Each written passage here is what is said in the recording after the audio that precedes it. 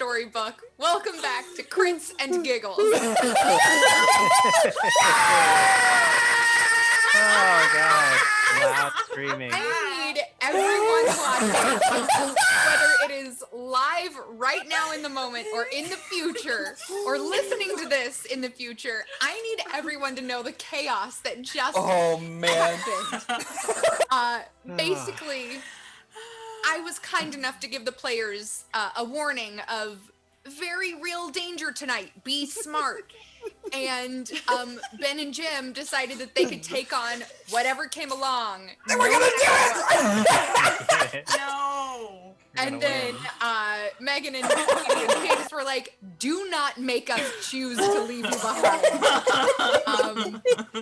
So, you know, we'll see what happens. Oh, man. But tonight is the season 2 finale of Crits and Giggles, our Reign of Winter adventure from Paizo. And tonight is going to be one for the books. We have 3 fabulous prize packs from the wonderful people at Norse Foundry. First we are going to give away a dragon compass rose. Yes, I have all of these in my hand. A dragon compass rose. It is stunning. 2 different designs on front and back. I actually have, Ben and I have a couple of these, and we use them when we play in person with our groups to not only hold down the corners of our maps, but to show what direction it is on the map. So you get, the first prize pack is this, and 10 Bardic Adventure coins. I'm going to attempt to show you some of these because they're amazing. This is the 10 piece, and it has drums on it. Miyuki. I mean, I just think it's for Miyuki. But they are absolutely gorgeous. I use these as points of inspiration, or while I'm running Curse of the Crimson Throne, I've been using them as hero points for my players. So that is our first prize pack. Second prize pack. Give me a second so I don't lose any of these coins. A blue tray of folding. It is absolutely gorgeous. There's the Norse Foundry symbol in the center of that. And if you can't tell, it does lay flat and then it snaps up to create the sides of the tray. So like you can unsnap it, lay it flat to travel, and then just pop it together when you get there. And it's very awesome. And it's very, very close to my favorite color, but you know, that's fine. So this is a part of our second prize pack, and 10 more Bardic Adventure coins. The third prize is one I am loath to give away, and it is a set of the currently sold out Ice Storm Norse-themed metal dice from Norse Foundry. I don't know how well you're going to see this on my camera, but they are white faces with oil slick edges and numbers, and each of the max numbers on these die have a different rune on them. They're gorgeous. And I attempted to buy a set for myself when I knew we were giving these away. Well, this is the last set, and I chose to give them away. That's the last set? The last set that they currently have in stock. So tonight I'll be rolling with the Gladiator set from that same line. They have a blue face and silver edges. Stunning. And I'm going to be supplementing all of my rolls for 46, 3d8, whatever, with my Miami dice with the Dragons and Things logo. This set is what I use on Things in Space every week. So I'll be using that. And, of course, my Q Workshop and Paizo Reign of Winter dice to supplement those rolls. How do you win these prize packs? You may be asking. If you've stuck around long enough on Dragons and Things, you might remember something called a Norse Foundry power-up. Now, the way this works is, remember when you used to dial into the radio station and it's like the 11th caller wins? A random donation tonight, 3 times, 3 random donations will win prize packs. Don't know when it's going to happen. I don't know. I can't tell you it's this person and this number or wait until the second half. I don't know those things. I honestly don't. 3 random donations tonight. Unfortunately, no, Katie. I'll do my best to figure out when things are going to be back in stock for you, but for the time being, everybody watching and listening, you have a chance to win by donating to the show. Now you're like, well, yeah, I'm donating to win these prizes, but those donations also help out the players and myself in game. You can, $5 donation gets an edge, which is a +1 to a future D20 roll. A $6 donation is a sync, a -1 to a future D20 roll that allows a player to assign that to someone else. We have mercies, I think for $10 that allow healing, getting rid of conditions, a draw from the Uno deck for, I believe, $35, which is kind of awesome. You can get a double action in a round, maybe skip your turn for a round, or like heroism, invisibility, super cool things like that, or wild magic for $75. Ugh. Crazy things happening. Also, don't forget those BBBBs do assign an auto succeed for skill checks for the players, which, you know, just saying, they're helpful. Jamie, I don't know if you're noticing, we have a level 4 hype train going on right now. Ooh. Crazy I'm sorry, over I've been here. looking at the camera trying not to pay attention to anything over there yet. You guys rock. It's incredible. I'm watching this thing go up. I'm like, what? That's astonishing. Dat fam, you're the best. Okay, so you've heard about the prize packs. You've heard how to win them. You've heard what else it gets you. There are also some fun things. Other than that, we have 2 Miyuki meters tonight. The first is, I think, getting us to 301 channel subs, which if I'm not mistaken, before we started the show, we were 10 subs away from that. And then the next one, I'll tell you about later. But, you know, just a little tease there. 2 Miyuki meters tonight. Let me tell you, they're going to need them. Oh. It says down there, 301 channel subs. Unlocks item for a party. You already did it. Wait, really? Wait, what? I'm pretty sure it already happened. Stop Oh it. my Did it? gosh. Oh, it's already unlocked. Well, there we go. That's incredible. You all are Guys awesome. are so phenomenal. Oh my god. Wow. I can't even believe it. Oh my gosh, things are piling up. I need to stop talking so we can get to these. Okay, you know what? I'm ready to jump into this. What about you guys? Let's do a little story and recap. Yeah. Yeah. Yeah. Okay. Yeah. Here we go. How long is your fate's thread, little one? The ancient Norn asked. Would you like to see your end? Do you care to see the fabric it weaves? Open your eyes, girl, and I can show you your fate. I can introduce you to worlds beyond your tiny imagination. Stay with me here in my grotto, and you can learn your true worth in the universe. Yanka listened to the creature and considered her offer, wondering what it would mean. How would it change the rest of her life? As she thought on it, she knew her decision was already made. She would remain here and learn.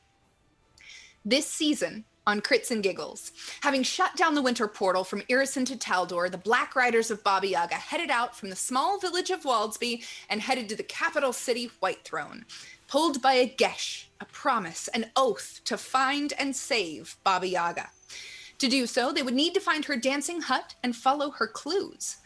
This week-long travel was tough as the party, accompanied by Nadia Petska and her twin boys, faced gremlins, undead priests, and soldiers bent on finding them. Nadia ensured the group that once they had reached the outskirts of the city, her late husband's uncle, a renowned smuggler, could get them within the city walls. Once within, they were met with city life as none of them had ever known. Goblins walking freely, guard patrols made of ice trolls and winter wolves alike, and men with mirrors in place of their face. Fugitives, the heroes found shelter with the Heralds of Summer's Return, an underground resistance within Whitethrone that worshipped Milani. They learned that Baba Yaga's dancing hut had been locked on display in the middle of the market square as a trophy for Queen Elvana, but a strange forest had begun growing around it overnight. If they could get rid of a Winter Guard commander, the heralds would begin their revolution within the city walls, creating a distraction for the riders to sneak into Market Square and get to the Dancing Hut. Getting rid of the commander was harder than it seemed, and the group lost one of their own, but saved a set of prisoners, one of which joined them in their rally against the Guard. Once within Market Square, the group was faced with labyrinthine paths and dawn pipers attempting to rip the part of the material plane containing the Dancing Hut into the First World. After destroying the pipers, the riders faced someone they learned about long ago, the White Witch, Nazena Vasilievna, the mistress of the Pale Tower. With the help of their new party member and a friendly enough air elemental, the heroes vanquished Nazena and made their entrance into the Dancing Hut, where they found an old friend, Zorka the Kikimora. After defeating a bone golem, the last trick the Winter Winches had up their sleeves, the group placed 2 keys into the bubbling cauldron within the hut and began stirring. The room changed and shifted around them, traveling them within seconds to a location thousands of miles away. The group was then faced with a series of challenges to gain clues as to the next keys needed to find Baba Yaga and stop her daughter, Queen Elvana, from taking over Galarian. Faced with a need to save the world from a never-ending ice age, what do you do? We Read Oh my goodness. Let's say hi to chat. Go for it, Katie. We just have a lot of stuff rolling in right now that literally tech is trying to keep up with it. So quickly, I will just say that we have been followed by Dover Cook, Megan Borg, Kelson 33, B. Cole 49, Napoleon Bonaparte. Wow. Napoleon. Wow. Mid-Level Crisis Live. Love that name. Brody, age 74, Binson of Bin, Lord Balder. And we have an amazing amount of subs happening here. Scott Denuzzo resubbed for 27 months. Mariah, aka Yaya Binks, has gifted 5+ subs now. It's 5 subs or more. Who knows? Real POTUS has gifted to Aaron's Foundry. Nessie of the Lake called Ness has resubbed for 7 months. Tobias has resubbed for 31 months. Sarah BC1 has gifted 16 subs. Great Moogly Googly has resubbed for 5 months. And we are still catching up on everything. I can keep going unless someone wants to take this over from me. But we have donations rolling in because everyone knows probably one of us is going to die tonight. So first of all, thank you all for your donations. We love you guys. I'm in for life donated $50 saying, let's start this off right. Mercy for the players. Hey! Silent H has donated $30 now. Hashtag Jamie. I don't want to see a single player crit go through. Use these sinks wisely. Oh, boo! Cody, boo! Thank you, Cody. I appreciate it. And Nessie of the Lake called Ness has donated $50. Mercy for the players. Thank you, Jamie, for such a wonderful story. It has been so nice to join you all. I'll be powering through the podcast in the meantime. Huzzah! And Jukebox Raccoon donated $25. Edges to the party, don't die. Ooh. We'll try. We'll try. And we have a bunch of bit bosses rolling in very slowly. Let's clear the ones we know so far. Scott Denuzzo has given me an auto succeed. B. McAllister has given Ben an auto succeed. Yeah! I never thought I'd see the day. Simon Jr. D, Megan an auto succeed. Sarah BC1 gives one to Revy. Thank Cal you. Rubart's giving one to Katie. Wow. As soon as we know the others, we'll let you know, you guys. Let's take a few comments while we're waiting for these to roll in. I like. Yeah, go for it. Go for it. I was gonna read that one too. Mick Cranky Stink says, if my brain tried to keep up with all the amazing sauce happening right now, it would have exploded 187 times by now. I couldn't agree more. My favorite comment coming in from Dark Knight, which says, don't kill Katie. Don't kill Soraya. Yeah. That's my favorite comment because I agree. Zack Attack 77 says, "Yay, wild magic! Everyone's favorite thing." So Wait, we know why where magic? their Who mind said is. that? Yeah, okay. No. Oh, God. I mean, that would be a lot of fun. I hope. I have a few good ones in mind, depending on how they roll tonight. The real POTUS said, we read comments, cue 14 minutes of updates. Oh my goodness. Whoa! Yeah, Dap fam be popping off tonight. Exactly. Wow. Zach, it's the finale. We have to be popping off tonight. So we appreciate it. I really have to say, like, that it means a lot to see you all show so much love for what we're doing on Monday nights. Like, I know each of us appreciate it because we all love this. We all love doing this. We all love being here. And I just want to say thank you all for being here and for showing the love. We would do this without all of you, but we're very, very happy that you're here and doing it with us. Absolutely. I 100% agree. I found a comment that I very much appreciate. Mariah, aka Yaya Binks, this stream started with giggles. Let's end with everyone on the floor. I just want to say, Silent Ditch donated $25. Oh, no. Edges to the party? I guess that means Jamie needs 5 edges as well. Oh! Can I just thank say you. that Jamie currently has 10 edges and 10 sinks. The rest of us have like 2, 1, 2. Yeah, literally. Right. But each of you having 2 adds up to 10, so I need those 10. But I just have to say, look down at the bottom of your screen. First because North Foundry winner is Silent H. Congratulations, Silent H. And I'm pretty sure I know who's getting that nat 20, aren't I? I forgot to mention, Silent H, you get to assign a nat 20 or an assignable nat 1 Oh boy. to any of the 6 of us tonight. Not both, one or the other. So drop it in the comments in chat. Let us know who is getting which of those Me. wonderful roles. Thank you, Cody. I appreciate it. Thank you. I appreciate Just remember that if we have enough bonuses, we could definitely defeat whatever unbeatable enemy Jamie has concocted for the end of this. So if you empower us, we can We'll break try it. this game and Yes. just Told us not to do Pathfinder it. once and for all. See, Jim says that, but then GM to GM, he's like, Jamie, you have full right to say, no, that's not what happens right now. So I'm going to remember that advice, Jim. I'm going to remember. And Ben, from you, I'll remember advanced template. Advanced. I would do it all the time, Jamie. If I were, I would super advanced template because we're coming after you and we're going to take you down. I'm not with them. Since we're all going to die, it's been a pleasure, Jamie. Thank you for bringing us all into this. Well, thank you. Oh, I wait. appreciate it. Oh my gosh, Ben. guys.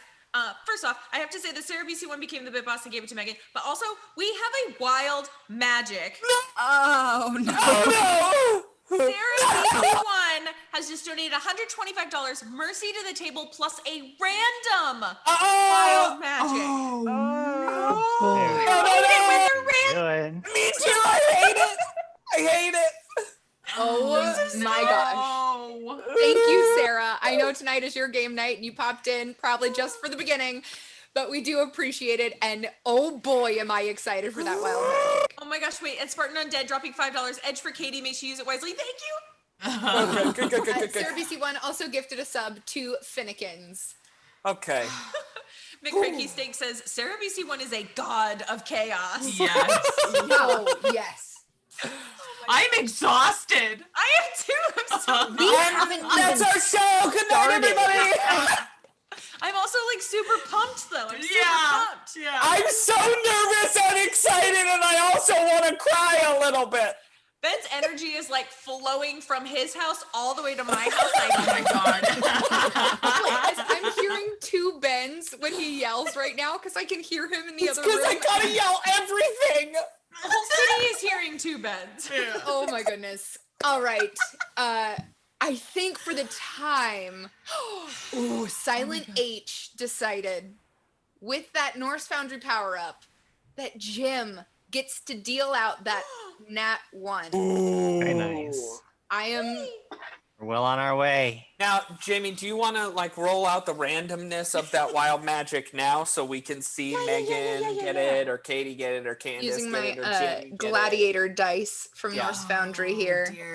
Okay. Okay, What are you numbering? I'm gonna do opposite this time. Okay. So Still Revi the same Candace number. over there is 1, down to Megan Miyuki 5. Okay, so Katie's 3 still. Oh no, is it me again? It's a 5. Oh, Megan, I'm so sorry. I was just very happy it wasn't me. I was very happy it wasn't me. It's okay. I'll just be a very sad clown.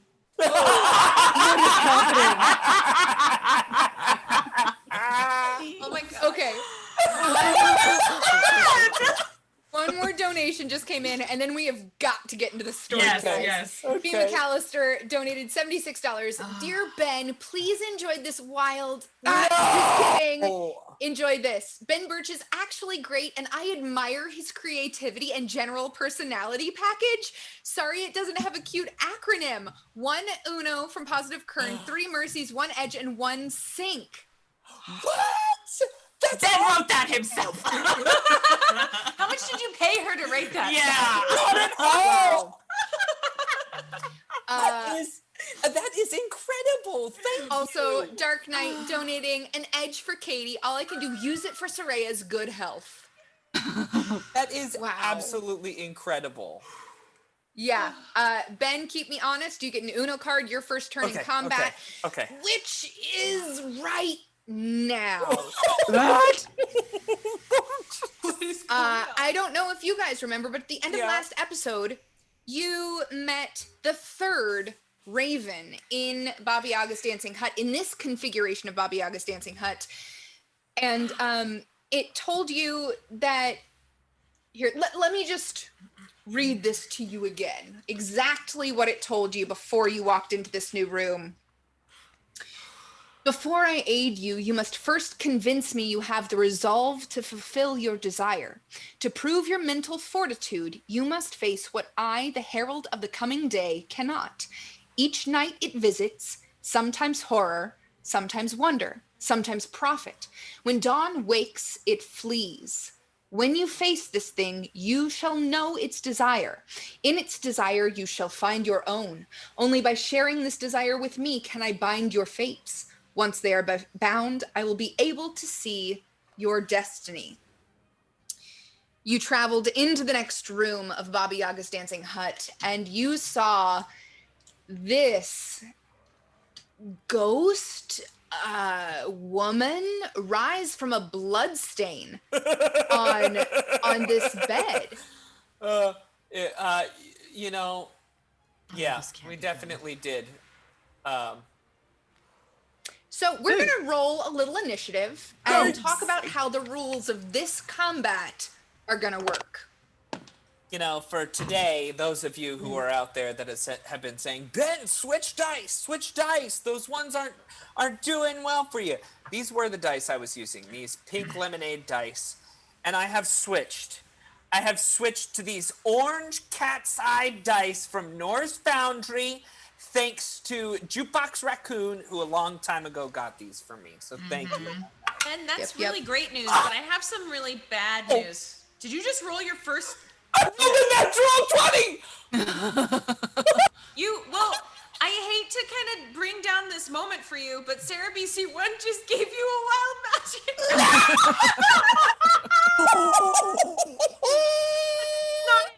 That's not all, guys. Serendipity has donated $30 to give Skeslin to use as he wishes to unleash chaos. What will I do with those? I'm so I just sad. give myself a ton of edges. I'm so sad, great. but so happy. Like, how can I? Congrats on that Well, nat 20. Why don't I take some of those initiatives? 21. 21. 13. 13 for Miyuki. 20. 20 for Skeslin. 16 for Revi.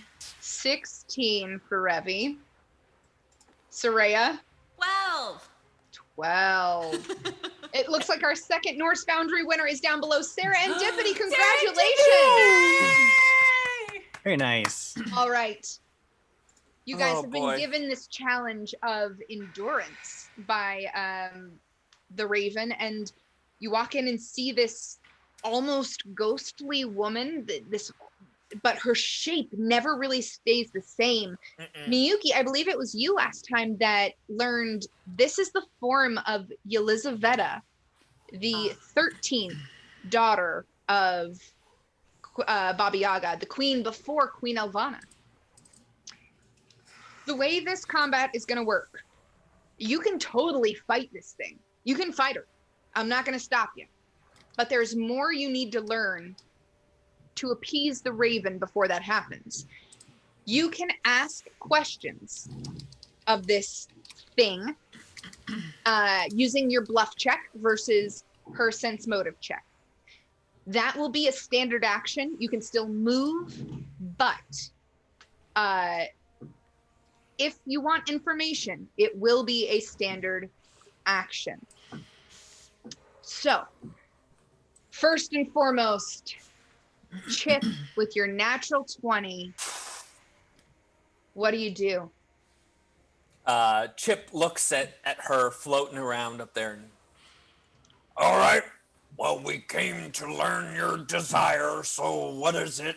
Just speak up. We'll have on with it. We've already done the other 2 doors, so just tell us the business, and we can move on from this.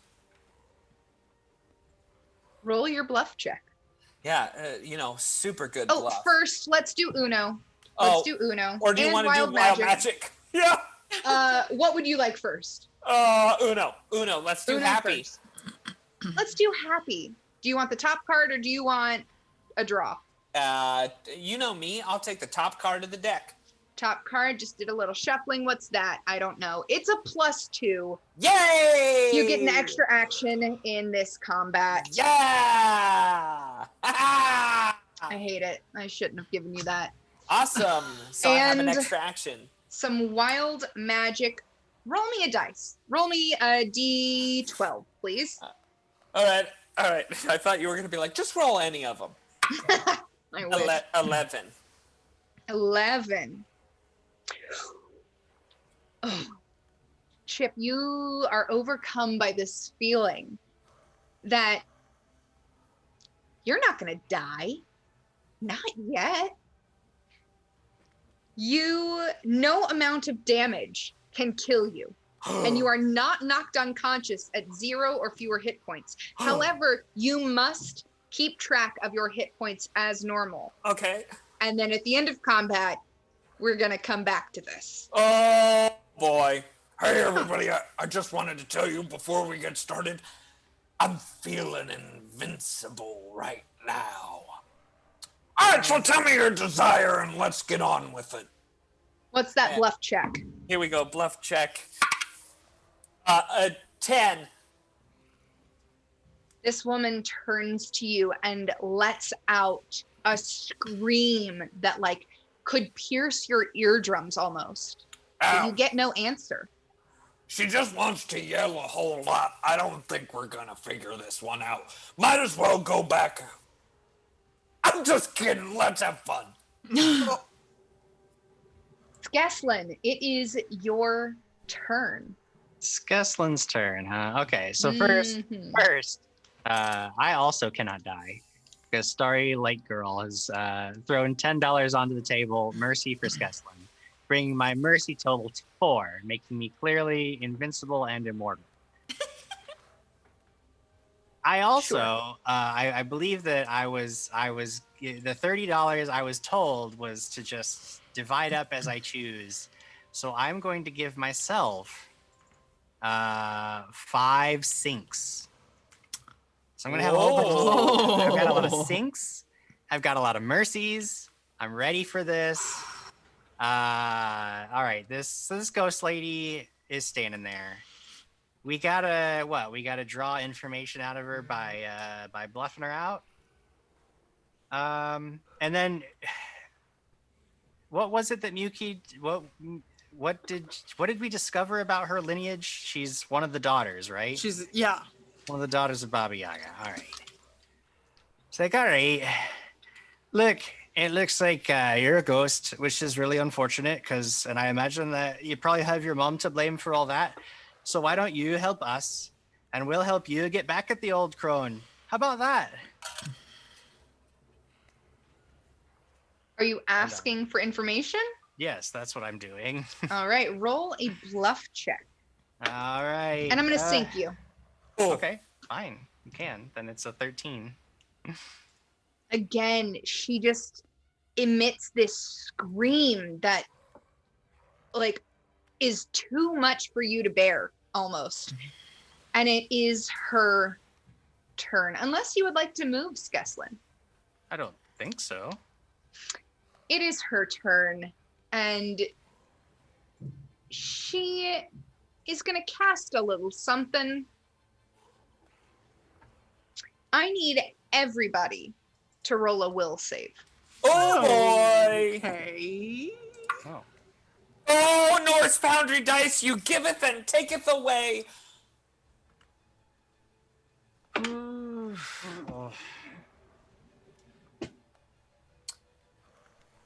14. That is a natural 1. I'm gonna use some of my edges. Yeah. I'm gonna use 2 of them, which makes what I have a 15. Okay. What about Soraya and Revi? Well, Revi is a 16. Okay. I don't Soraya? 26.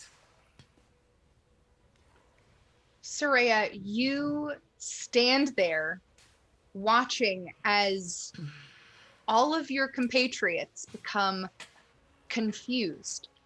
Oh, good. That's a good Oh. condition to have. Revi, it is your turn.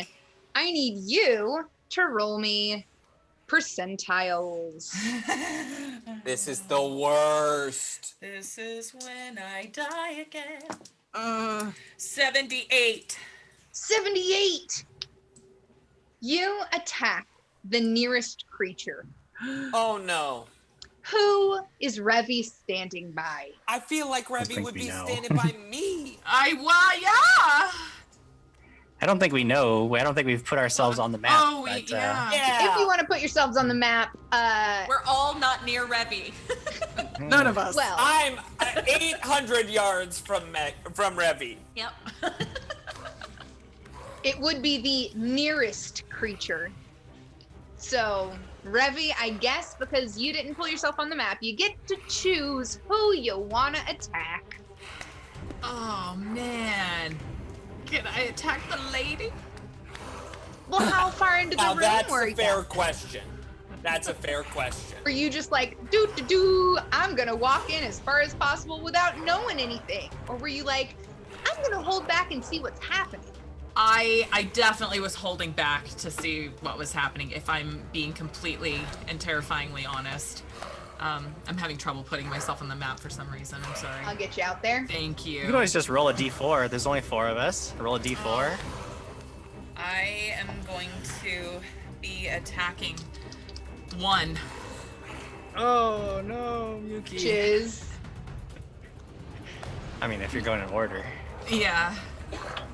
I'll throw my my chakram at her. at Miyuki. At Miyuki. What? Poor Miyuki. I'm so sorry, Miyuki. Jamie, don't forget that we've already unlocked the Miyuki meter, and if it's something that makes us all not confused, I'd like it now. I'll give it to you at the end of this first round of combat. How about that? Okay.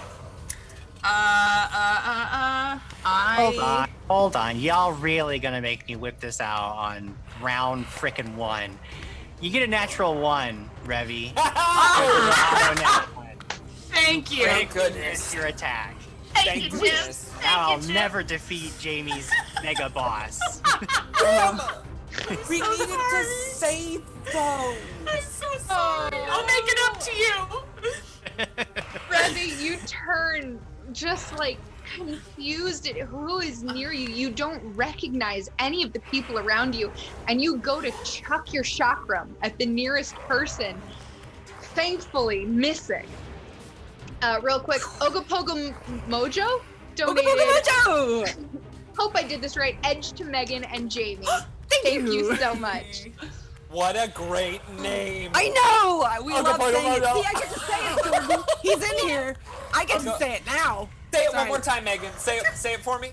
Ogopogo Mojo. Ogopogo Mojo. I love it. All right, it is Miyuki's turn. Oh goodness. Yeah. Okay. I will inspire some courage for everybody because it seems like that's important right now. And I'm gonna pull out an old one. So let's see if we remember this one. Inspire. Do you feel courageous now? I know you can do it, but who knows how? You do. You're the one who knows. Get on it because they look like formidable foes. Yes! All right. I'm gonna miss that I on could Monday. buy enough of Miyuki's records that it becomes a gold record, and you could like hang it on your wall proudly. Is there anything else you'd like to do, Miyuki? Oh man. I don't know. I think I want to stay safely in this corner currently. I think she had a wild magic on her. Did you have wild magic? Yes, I did. She did have a wild magic on Okay, her. let's rewind 6 seconds. If nothing happens, because we also forgot confusion. You know. Right, that. Okay, I need you to roll a d12 for me. Oh, D12. Which one? Here we go. 4. Oh I think boy. that's act normally. Miyuki, fate is a wheel. Round and round it goes. Where it stops, nobody knows. If you take damage or are healed for hit point damage, you're gonna roll a d20. Starting to, let's say, clockwise or to your left on the screen. Each player, including the GM, counts off until the number you rolled is reached. That person takes the damage dealt or is healed respectively. This is terrible. Wow. Now I need you to roll percentile. Oh no. 52. 52. Oof. Remember how you thought you were performing so beautifully that inspired courage? Yeah. You think you did, but in reality what happens is you take your drumstick and bap yourself in the head. Oh! You are going to take 1d8 points of damage plus your strength modifier. No, Jamie. Megan's not going to take 1d8 plus the strength modifier points of damage. me? But somebody is. Yeah. Fine. It's fine. Roll 1d8 plus your strength modifier. I'm going to take that damage. No, why You you? gotta roll and see the It wild says magic deals makes.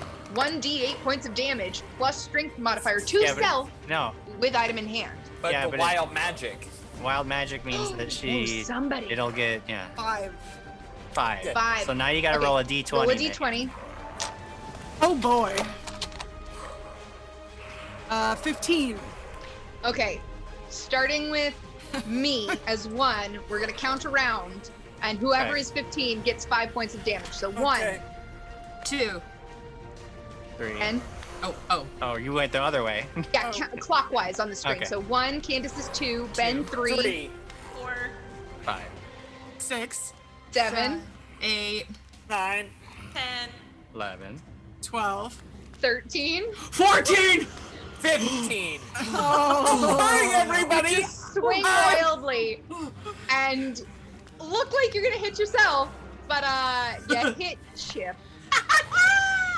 Don't worry, everybody. I'm invincible right now.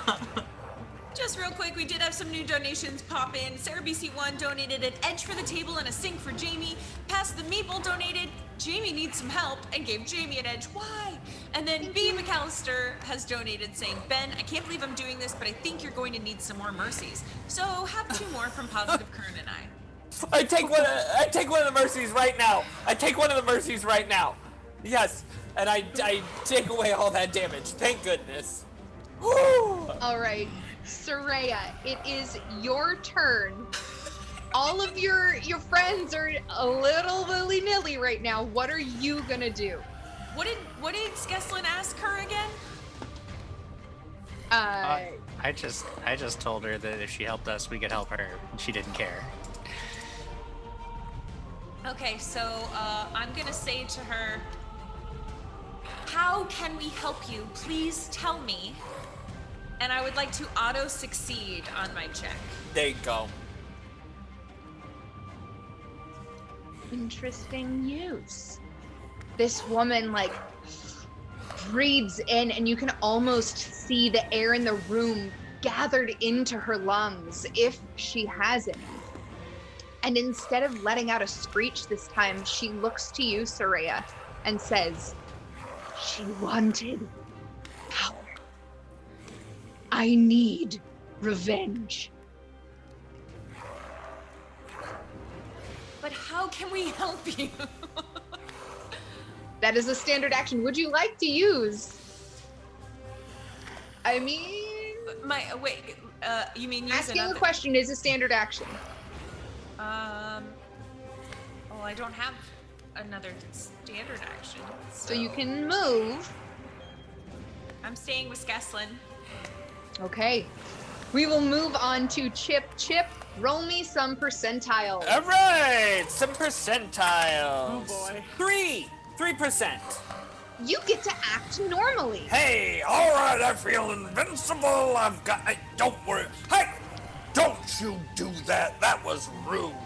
Now, Jamie, correct me if I'm wrong, but we needed to know her deepest desire. If it's revenge, like, did we just figure out this whole thing and now we're coolio, and so...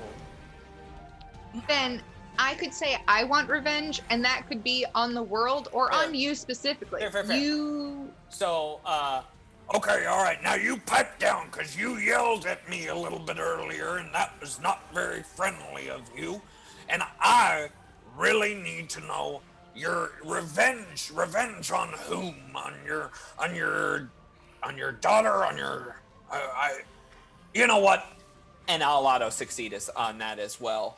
But Jamie, that's not all. Uh-oh. That's not all. Because I have a little thing called an extra action. And I'm assuming that this thing has a little ghastly form to it. Seems a little bit incorporeal, right? I'm sorry, how do you have an extra action? Oh, from the Uno card that I was so wonderfully gifted. Now, Jamie, I'm assuming this thing is like a little bit, maybe one might call it incorporeal in nature. Maybe have a little ghastly qualities to it when I'm looking at it. You know what? Do you have knowledge planes? I don't. It does look a little misty, All right. but you can't put words to what you see in. Well, everybody, I've been holding on to this one for a while, so, yeah, this might work, and, it might not, but... He takes some of the liquid from within the barrel and just like chucks it at this ghastly form.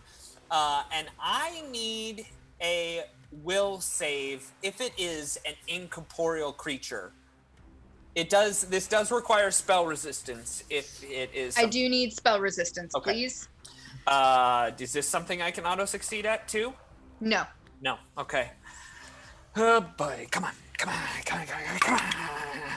Okay, that's I'm gonna add some edges to this. I'm gonna add 3 edges to it because I really want this thing to work. So that is going to be a total of, let me just double check here. That's gonna be a total of 19 against spell resistance. It just meets spell resistance. Wow. I'm glad I used each and every one of them. Okay, and now I'm gonna need a will save from you. A will save, huh? Think you 3 times. Oof. Okay. With those 3 sinks, that is going to be a 16. Oh my goodness. You hit the number on the head. Well, everybody, that's it. That's and the ghostbane dirge that would have brought this creature corporeal in all of its nature fizzles away, and it still maintains its ghastly form. Yikes! It's gonna be a little bit harder to hit her than I originally thought. I was really hoping to grapple a ghost, but I guess I'll have to wait until next time. But I did auto succeed, so I would like you to tell me what I figure out. What did you ask? I said- Also, did you do 2 standard actions? Because I yeah, told 'cause- you at the beginning of this combat, asking a question was a standard action. And then I told you that you gave me an Uno Extra card that said I action, have that's an right. extra action. But I asked, who do you want revenge upon? Again, she breathes in deeply and lets out a single word.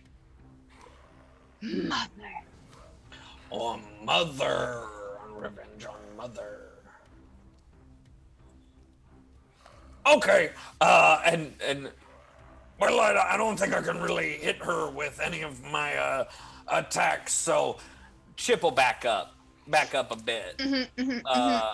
He's gonna back up actually behind the chair that's further away from the group, so that if she comes to attack him, he's further away from everybody, but he's got a little bit of a barrier right there between he and her. Interesting. Separating the group, but tactically so. We'll move on to Skeslin. I need a percentile roll. Sure.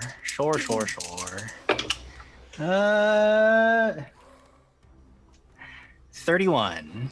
Oh! 31. Skeslin looks around and just like non-coherent words come out of his mouth. Just absolute babble comes out of my mouth. Nessie of the Lake called Ness donated $10, gave 2 edges to Revy, and Silent H gave Thank you. $2 to remain condition free. Jamie, have mercy on me, and I don't know what's happening, and I can't talk about it, and it's happening, and I don't know. We will move on. It is this creature's turn. And Chip, you were the one that asked the last question and got an answer. Uh-huh. She moves towards you, No, floating she goes away. across the room and reaches out to touch you. No, she doesn't. She leaves. She goes away. You know what? I'm going to add a couple edges to this. Sounds like fun. No. Let's say 3 edges, just in case. Okay. And that is going to be a 29.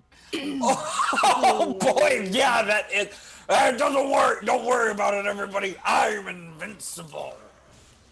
And I'm just going to roll a little bit of damage. Yeah.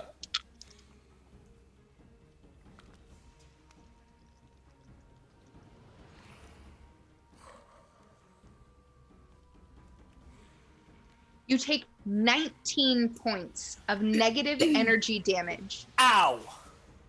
I'm going to use some mercies. I'm going to use 3 mercies. Thank you, goodness, everybody.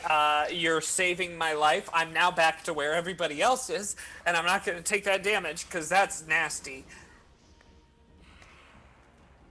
Just reaches out into your body, almost through your body, and you feel this cold chill run through you, but you're able to shake it off somehow. I just feel like Caden Kalian is watching over me specifically at that moment and just says, not today. Not today, Satan. You had religion, maybe you'd say that. Revy, roll me some percentiles. Okay. Oh man, 87. 87. you attack the nearest creature. Nice. Roll, since you're close to 3, roll a d6 for me. Okay. 3. Oh. Technically, you're closest to 2, so I'm going to split that in half. That will be Skeslin. Take a swing at Skeslin. Oh, boy. All The right. AC is all right. very low, so. Let's see. 10. 10 total? That's Yeah. impossible. There's Yeah, I not a threw- chance. I'm sorry. 47. Nope. No. 14. 14. Yeah. That's a miss. That's a miss? Yeah. Oh my gosh, I'm so stressed out.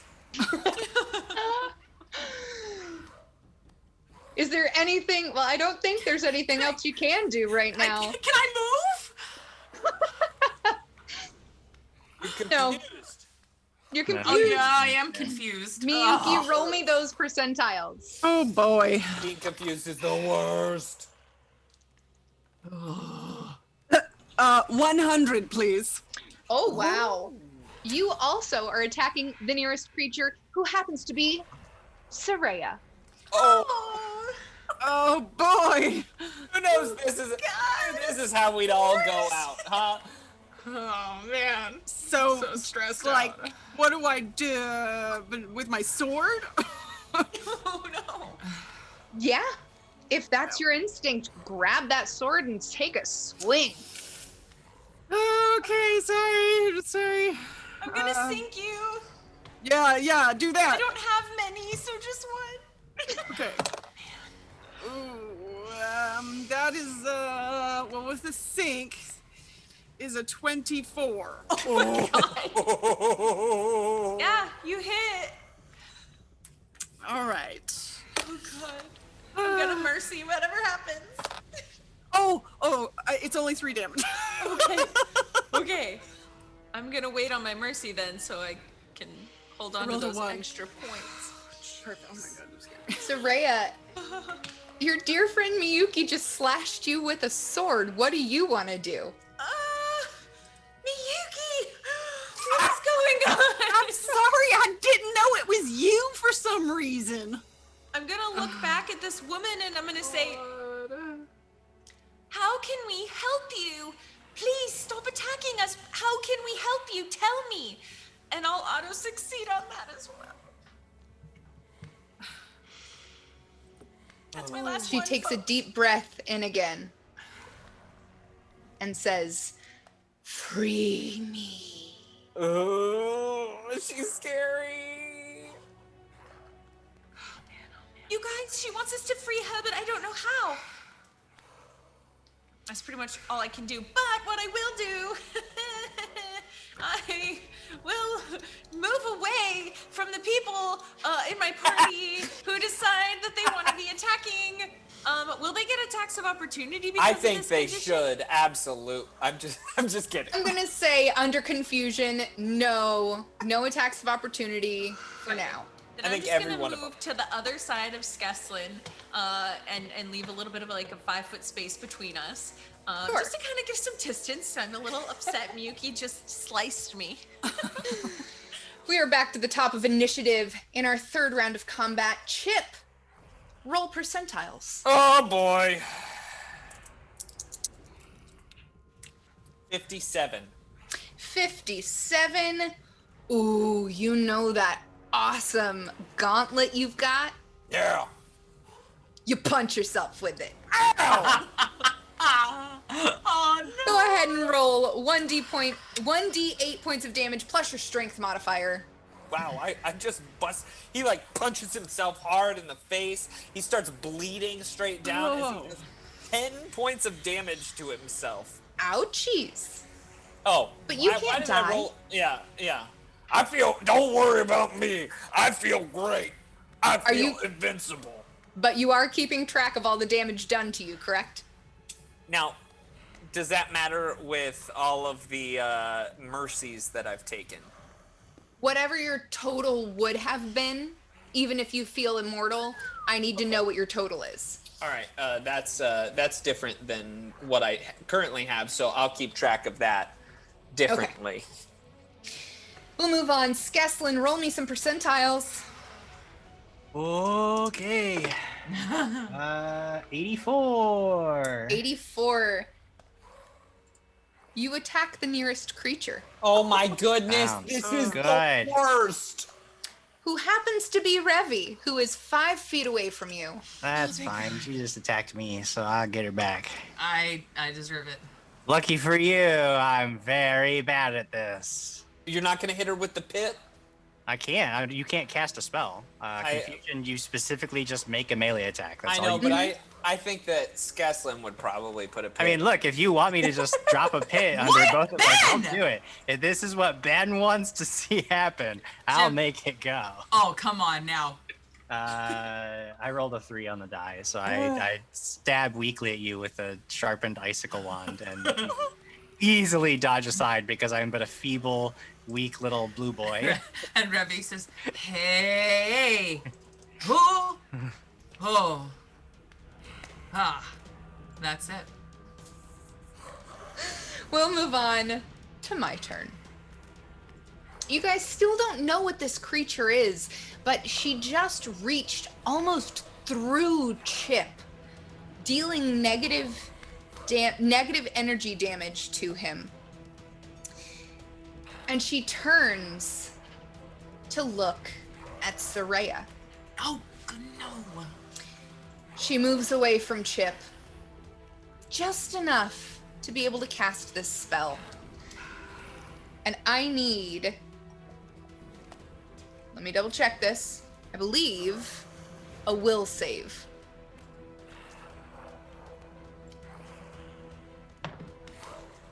Oh, it was in between a 2, and then it went boop onto an 18. So 18 plus 7, so 25. Soraya, all of a sudden you feel exhausted. Oh. It has been a day going through these challenges, but you're able to shake off whatever this feeling is. And you feel okay. Oh, God. I'm so scared of you. Man. We'll move on to Revi. Revi, roll me some percentiles. Oh, come on. Help me here. Oh, 92. 92. Skeslin just tried to hit you with that icicle wand. It only makes sense that you try to attack him back. Man. It'll be a 16. That is a miss. Oh, okay. How is Revi so bad at hitting a sorcerer? What? No, because I haven't raged yet. Ah, that's why. Yeah. She didn't get the chance. Yeah. Ooh, okay. Miyuki, roll me percentiles.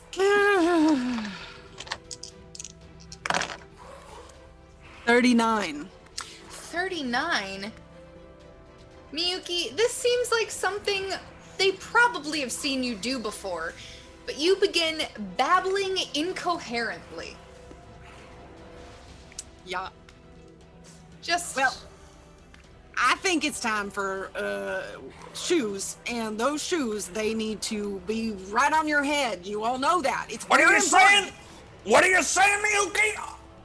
I'm saying the bagel, you need to throw it in the river. I can't hear you yet. What are you saying? Computer. Computers? What are those? I don't know. Who are you? Who am I? I'm Chip. Who are you? You're Miyuki. What even am I? Freya. I don't know what's happening. Exactly. What do you want to do? Okay, perhaps there's some form of in-game knowledge Soraya could get because Katie, the player's a little confused. I guess she told me she wants me to let her out. I kind of want to do it, but I also feel like that might be failing this test that we're supposed to be doing. But also, no one else is attacking her because they're all out of their damn minds. So I don't know what to do. have knowledge planes. No. But you know what you do have, Katie? Knowledge religion. Yaya Binks dropped $22 for a mercy for Katie and 2 sinks for Soraya.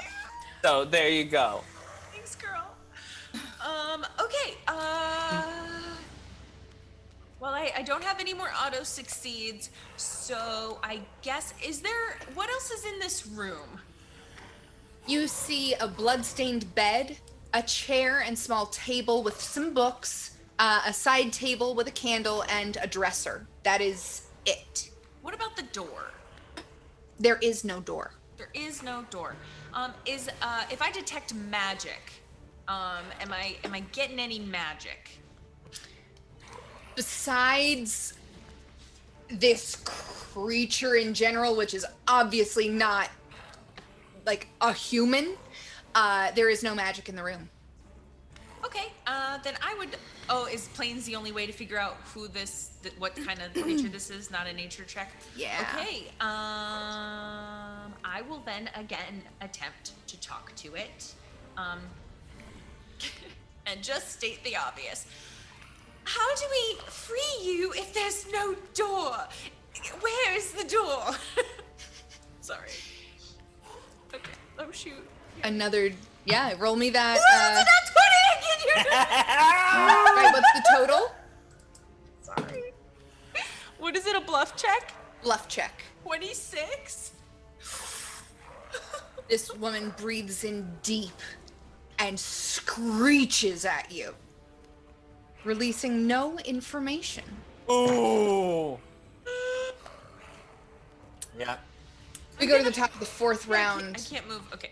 Yep. You can move, yes. Oh, okay. Sorry, I did a lot of things. I'm gonna take like a little baby 5-footer back against this wall just to kind of move away from a baby 5-footer. Yeah. At least with your back against the wall, you can see everyone coming to attack you. All of your friends, you know. Can't get stabbed in the back. Top of the 4th round. Chip, roll me percentiles. Am I not out of this confusion yet? It's been 3 rounds. Oh no. This is bad. This is really bad. 36. 36. Chip, you were just asking Miyuki what on earth she was saying, and she starts making sense to you. Hey, shoes and computers, those are things we should be focused on in this timeline of world snapadoos. Have you ever had a snapadoo on your toe? It looks like a slug. Yes, many times. Snapadoo on the slug toe. You and I are on the same wavelength of the brain terms. It's just like midnight. Midnight is my favorite meal. Right? Mine too. I love it with the color red. And boy, am I hungry for some time. Yeah. Geslin, roll me some percentiles. Oh, goodness. 71. 71. He punch himself. Roll a d8 and add your strength as you punch yourself in the head. This is the worst. One thing that I've always had a problem with Pathfinder, I gotta talk to Mr. Bullman, because I could never do 1d8 points of damage to myself as Skeslin, but I somehow managed to deal 7 physical points of damage to myself that I could not possibly deal to another creature. You know, Jim, maybe just think of it like this. Your brain in the confusion has entered another realm of knowledge, and you realize that instead of just the strength in your muscles, it's the momentum and your dexterity that you need to also use. I'm just trying to make this make sense for you. Go ahead and take that damage. I gotta talk to Mr. Bullman about this. All right, it's a phone call with him. Oh dear. It is my turn again. Oh boy. And yeah,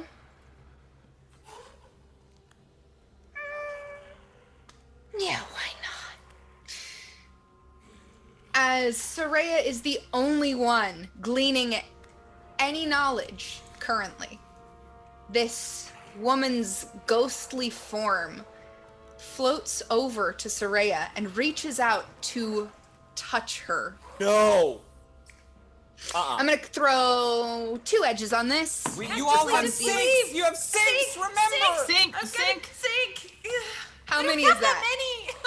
Oh no. I'll sink 2. I'll sink 2 as well. I mean, if we can do that, I'll throw 2 sinks on, but I didn't think we could.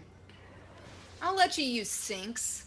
Okay. That's what, 6 sinks so far? Yep. 7. And my axe. You don't carry an axe anymore. Oh. It's still a dirty 20. Those are words. Wow. Those are fighting words right Those there. are fighting Actively words. disbelieve. Ooh, you actively disbelieve as this ghost hand reaches like through your chest. Mercy. Ooh.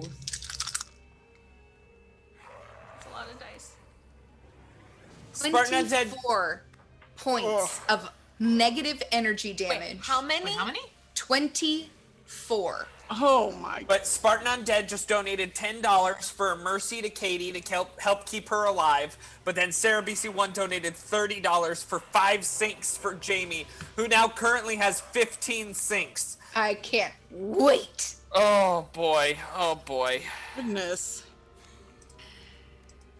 And Soraya and Chip, I need you both to make a quick little note for post-combat for me. Yeah? Just tell me you got touched by this lady. Oh no. We will move on to Revy. What's happening with Revy? Roll those percentiles. This is the worst ever. We're all gonna die. 18. 18? That's abnormally. Revy, you shake this confusion from your brain, and you see this ghastly woman reaching into Soraya. Skeslin still looks lost in the void in front of you. What do you do? Ready moves to right down towards the middle of the room. Her friends are all sort of spread out around her, and I think Revy was going to try to talk to this creature, but you cannot reach a creepy hand into Soraya. You just can't do it. So I think we gotta throw a chakram, Okie dokie. What kind of chakram is this? Oh, what do you mean? Is it A Masterwork Cold Iron Chakram. Okie dokie. Yeah. We're throwing a chakram. Ooh, 27. You see this chakram like slice right through what should be her neck, but it deals no damage. Oh As man. this woman just becomes mist. Candace, welcome to the joy of incorporeal creatures. We're all dead. Oh no. But your chakram glides through the mist of this woman's neck, snapping back to your blink back belt. Crap. Miyuki, roll some percentiles. 42. 42. Those computers and slug toes, man. Yeah. They're real interesting. Yeah, and also all the upside down books in Rain. Hey, have you ever eaten a star before? Tastes like chicken. Many, many times, but it was only while I was watching football. Oh, football. I've pondered that game since I was a tiny tot. Right? Whenever we were old. Oldness can strike in the one wick of a willy.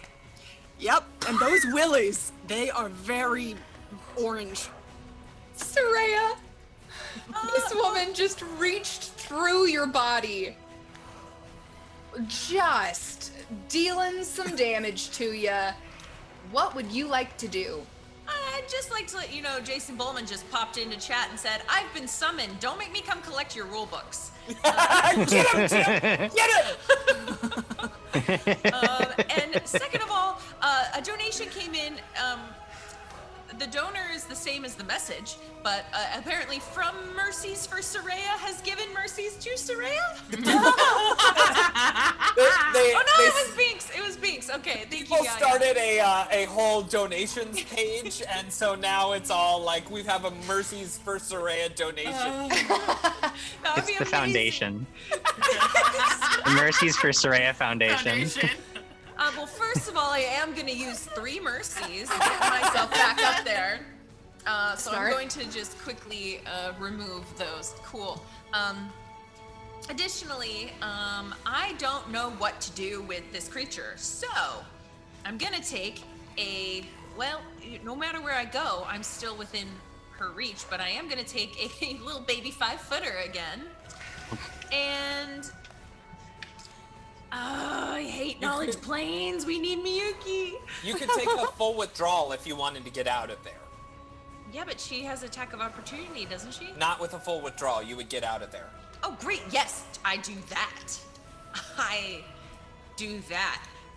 And I'm going to move all the way on the other side of the room away from her because she terrifies me. Nice. And that is my turn. Thank you, Ben. You're welcome. Interesting. Top of the 5th round. Chip. What are computers? Why were you saying those words? You shake out of this confusion. What do you do? Miyuki, we gotta have a conversation later about what we were just talking about, because it's either the plot of a play that is very, very good, or we might win a peace prize somewhere. So just keep what's in your mind right there. Hey, Soraya, now I did hear you talking about that she's trapped here by something. There's gotta be something around here that she's connected to that we can free her from. So look around for anything that might seem important. Me, I'm gonna do my best to stop her. And, He pulls down and he just like he starts thumping on the barrel on his side and he goes, "Aroo!" And Jamie, I need I'm sorry, this is going to require a spell resistance check. So Thank you. Here we go. Okay. All right. That's going to be a 21. You pass her spell resistance. Okay. So what happens is all of the sudden there's no save. All of a sudden this big bounding Saint Bernard that's made of pure spiritual force and has a tiny little it has a tiny one of those little kegs. It goes and it just jumps up next to this ghost, as I have conjured a spiritual ally. An ally made of pure force appears in a single 5-foot square within range. This creature can attack incorporeal creatures. So here you go. This is my attack roll right here. I'm going to sink you. Okay. That is going to be an 18. Doesn't hit. Okay. However, my spiritual ally is located in the middle of the room, directly next to this creature. So if you'll put me a little Saint Bernard right here to her south. Sure. Let me just find you a Saint Bernard real quick. Please find me a Saint Bernard. And now technically that's not how spiritual ally works, but I believe that's how Chip views spiritual allies. So that is what is the case. Sure. All right, we move on to Skeslin. And Skeslin, why were you even trying to hit things? You shake off this confusion. What would you like to do? Oh, wait, we're not confused anymore. I mean, I think I am actually still confused, but more of a, like, non-mechanical thing, maybe. Like, hey, has anybody actually tried asking her what her deepest desire is? Because isn't that the whole reason that we're here? Revenge on her mom! Revenge! Yeah, but, like, are we sure that's the thing? Because, I mean, like, you can is keep gonna be some asking. weird technicality where they get us in the fine print at the end of all this? Go for it if it's what you desire. Hey, ghost lady, you're really starting to piss me off. What exactly is your deepest desire. You rolling that bluff check? I'm rolling. Let's see. Do I have good stuff? I think I do have 2 edges. You have an auto succeed. Oh, I have an auto succeed. Yes, I will automatically succeed. That's actually the best way to handle this.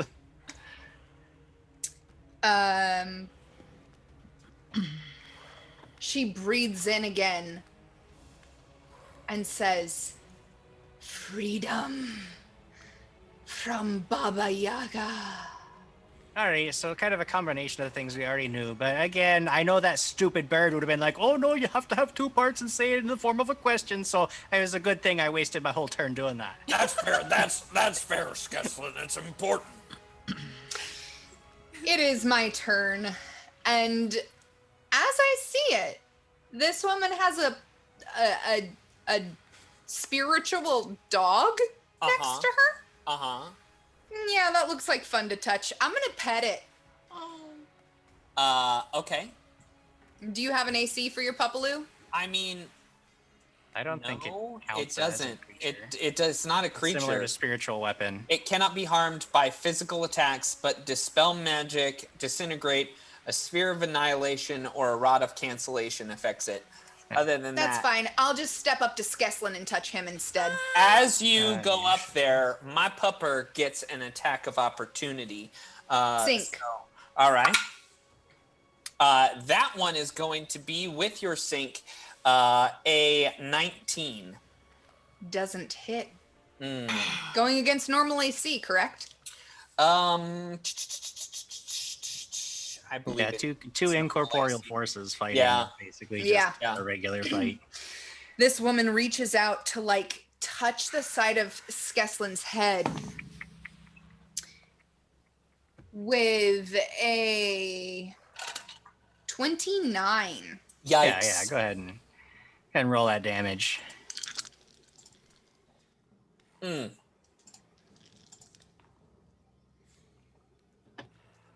21 points of damage. 21 points of damage. So And another little something after the combat. Don't worry about it. Well, I'm gonna have to summon up the icy power within. 3 mercies. Mercy it away. Be gone from me, damage. All right. Revi, you shake off this confusion. What would you like to do? I would like to look at this creature and say, why don't you tell us exactly what to do? And we will do it, you monster. Roll a bluff check. No. Oh, no. 19. Did you add your bluff score? I did. Okay. She turns to Revi and screeches, Oh, come on. releasing no information. Is there anything else you'd like to do? You can still move. No. I'm gonna stay right where I am in the middle of the room. Thank you. Miyuki, what are you gonna do now that this confusion has cleared? What do? I want to figure out what is up with this lady. I want to try and see. That won't work. Oh, this is hard. Okay, I will ask her how. No, we've already asked how we can help. Why is it so hard? You can make a perception check around the room. Nobody's done that yet. Or I did. you did? could Okay. try to figure out what she is. Oh, I'll She's do the this. only one who can, yeah. Yeah. I'll do Knowledge this. planes, please. Knowledge planes. Where's my die? Okay. I'm gonna use my last 2 edges. No, Good. I'm going to use. I have an auto succeed. I'm gonna use that. Nice. That was a horrible roll. You know that this figure of Yelizaveta is an animate dream. That this is basically a nightmare come to life. And there is nothing she is attached to here.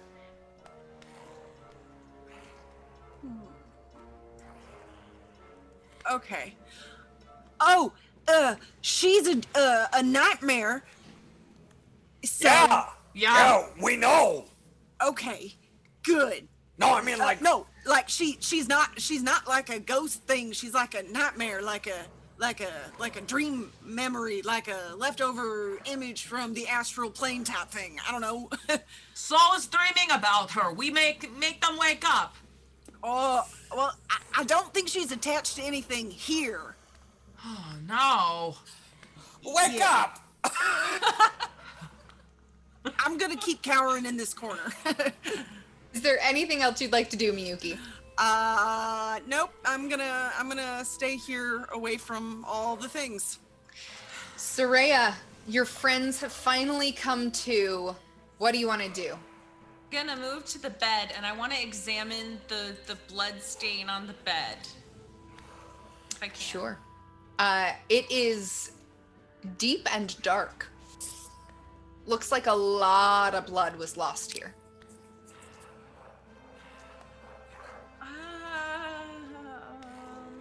But there's no trail. There's no anything. All like of that. the blood in this room is contained on the bed.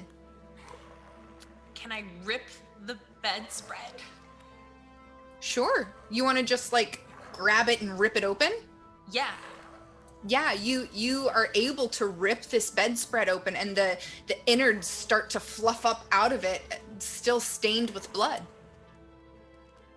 Oh my gosh, I don't know what to do.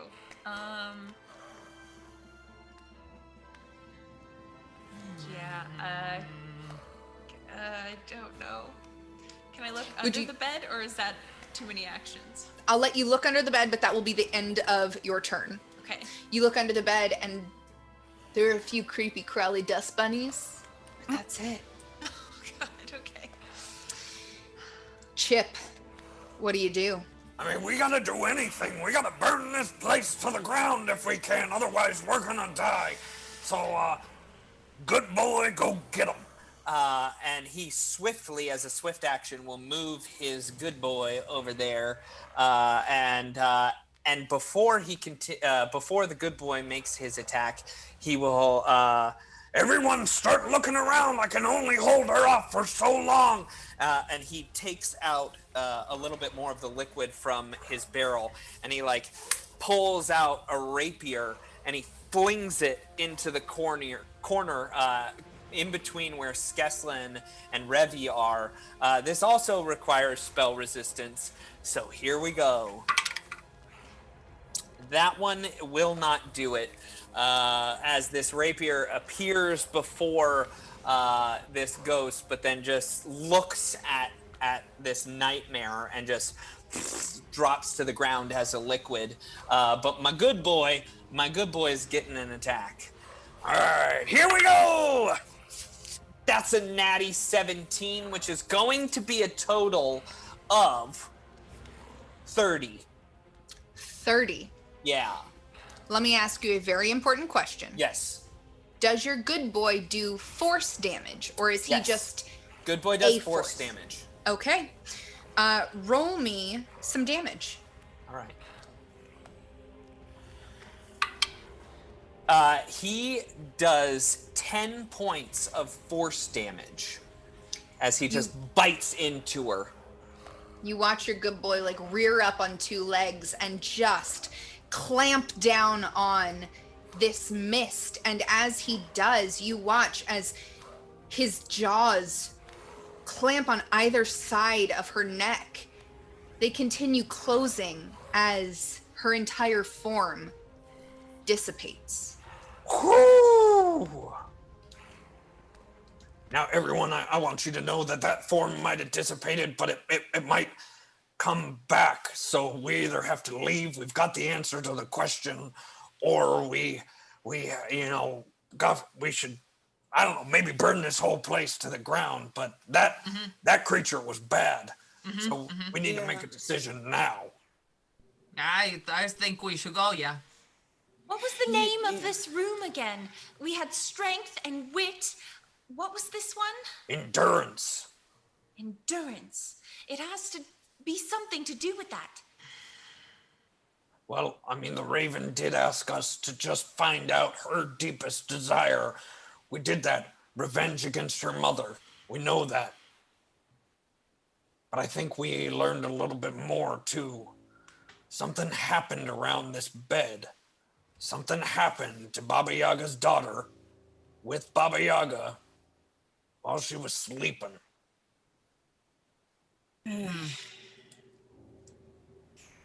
Well, we- go ahead. Can we make like perception checks around the room to see if there's anything else we observe or see or? Sure. That's a 15 for me. Ooh, I got a nat 20. 32. Ooh, 16 for me. 28. Soraya and Revi, you're both looking around this room and taking in the few items that are in here, but this doesn't seem like the type of room that one of Baba Yaga's daughters, especially a queen of Irison, would have ever stayed in. This is not regal. This is not palatial. This is not made of ice. Either this dream is simply a test, or something isn't lining up. Well, Put my goggles on and look around the room? Or my glasses? Sure, your spectacles of understanding. There's nothing here written in any other language besides Common.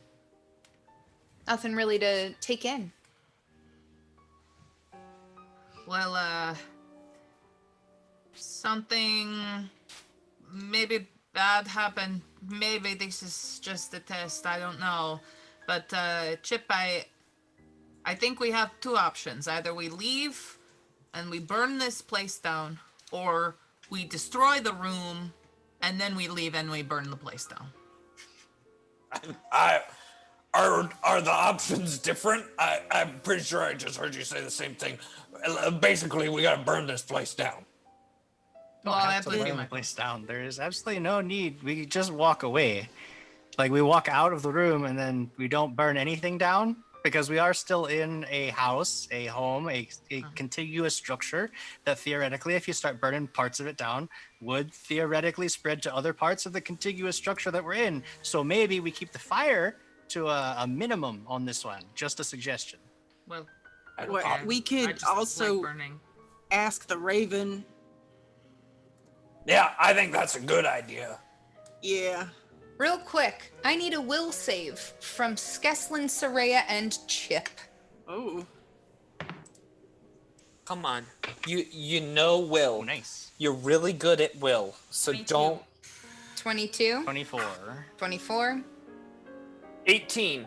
18. All right.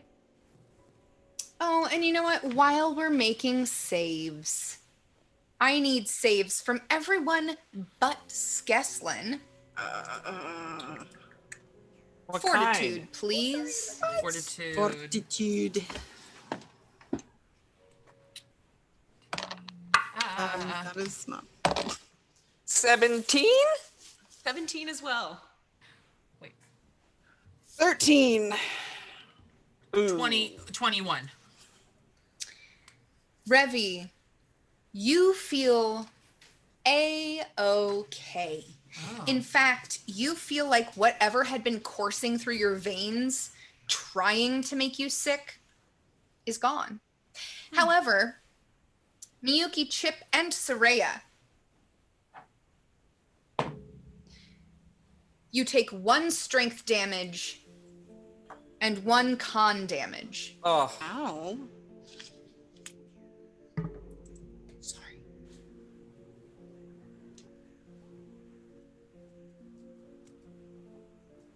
I feel a little bit worse, to be honest. We go. Yeah, we can. We gotta get out of here. we You can walk go. back into the previous room, the Chamber of Dawn. You see this raven sitting by the pool, what do you do? Chip, you want to go and tell him? No, I think we better let Soraya do it. She's really the one that figured it out. Good point. Hey, hi, Mr. Raven. We found that her deepest desire was freedom from Baba Yaga and revenge on her mother. So be it. Seek now the sisters three who are one, mother, maiden, crone. But know that the maiden is elusive and may only be caught with the waxing moon. And the raven slips its wing under the amulet's strap around its neck and passes you an amulet. After doing so, it caws 3 times, flying into the pool. There's no splash when it touches the surface. Instead, it seems to pass into another world and wings off into a glorious sunrise, its form going smaller and smaller until it disappears. And we'll pick it up in a few minutes after our mid-show break. Oh, but I'm having so much fun! Real quick before we leave, Chip, what was your hit point total at? So my hit point total at the end of that, if I were not having those mercies, would have been 19. You survive. Is there a chance of death? If your hit point...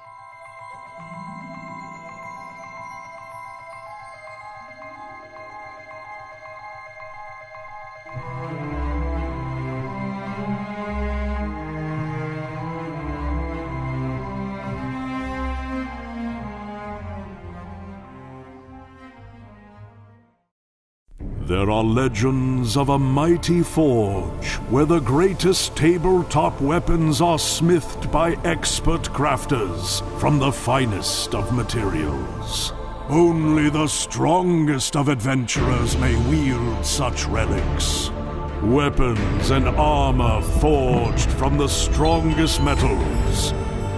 Mystic foci for the forces of fate, carved from the finest stones. And unique treasures that cannot be found anywhere else in the realms. But beware, the forces of evil may find dark and powerful relics of their own in the online armory.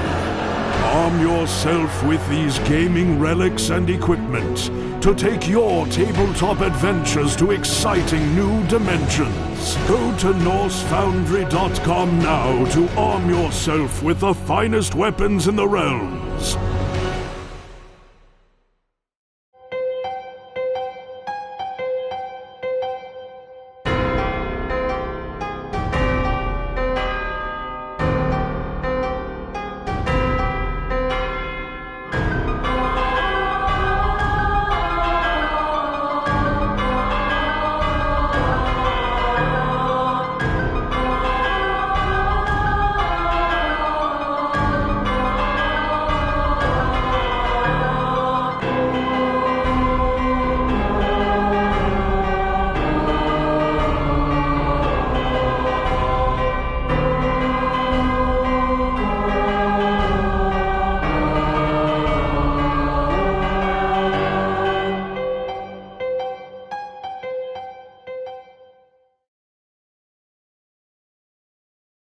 Become inspired by Sirenscape Online Player's massive sound library and weave your tabletop legends by building custom sound sets that bring your immersive world to life. Simply download the app to access the entire Sirenscape archive anytime you need epic sounds. The online player works perfectly alongside any virtual tabletop to bring your players together no matter where they are in the world. Broadcast your custom sound sets in real time with flawless audio quality to give them a game they'll never forget. Get the Sirenscape Online Player today at Sirenscape.com.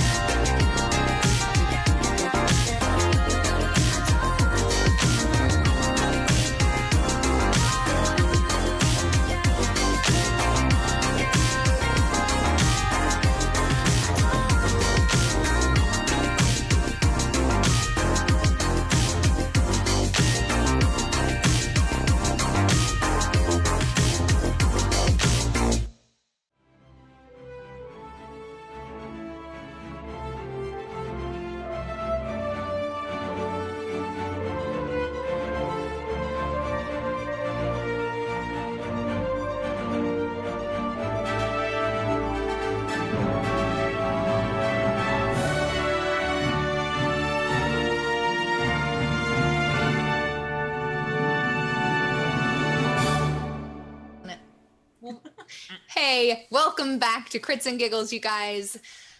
My heart rate has finally lowered ever so slightly. I don't know about y'all's. That was a little stressful. We are still waiting for our third winner of a Norse Foundry prize pack. This one is a set of the currently sold out Ice Storm Norse-themed metal dice. They are beautiful white-faced dice with an oil slick edge and numbers. They have different runes on each max number of your polyhedral dice. Hopefully we find that winner in I'm this pretty sure pack. we already have. It's me. Yay! Congratulations. Oh! No, I don't think that's the way this works. Worth a shot. But, worth a shot. Good try. Good try. Thanks. Thank you. Thank you. Also, I realize I made a mistake. I will own up to it. You guys got your Miyuki meter first level. There's still another one out there that people can get, but I never gave it to you. Yeah. You are all looking around this chamber that you're in, that the raven just flew in the pool. There's these beautiful moonflower blossoms all over this room. And you see a small tree with a carving in a heart and then MM in the heart of this tree. We get a tree? You don't get a tree. One whole tree. A whole tree. But you look at this tree and it has several large fruit on it. Oh, look, it's a snack. I like snacks. Me too. Me. We should be friends. More friends than we already are. I love snacks too. If anyone's hungry, I have snacks. Yeah, no offense, we just generally don't want birdseed. That's putting it very bluntly there, Miyuki. I mean, was it? I'm sorry. I didn't mean it, but also, we're okay on the birdseed. Thank you. Soraya, you can make a knowledge nature.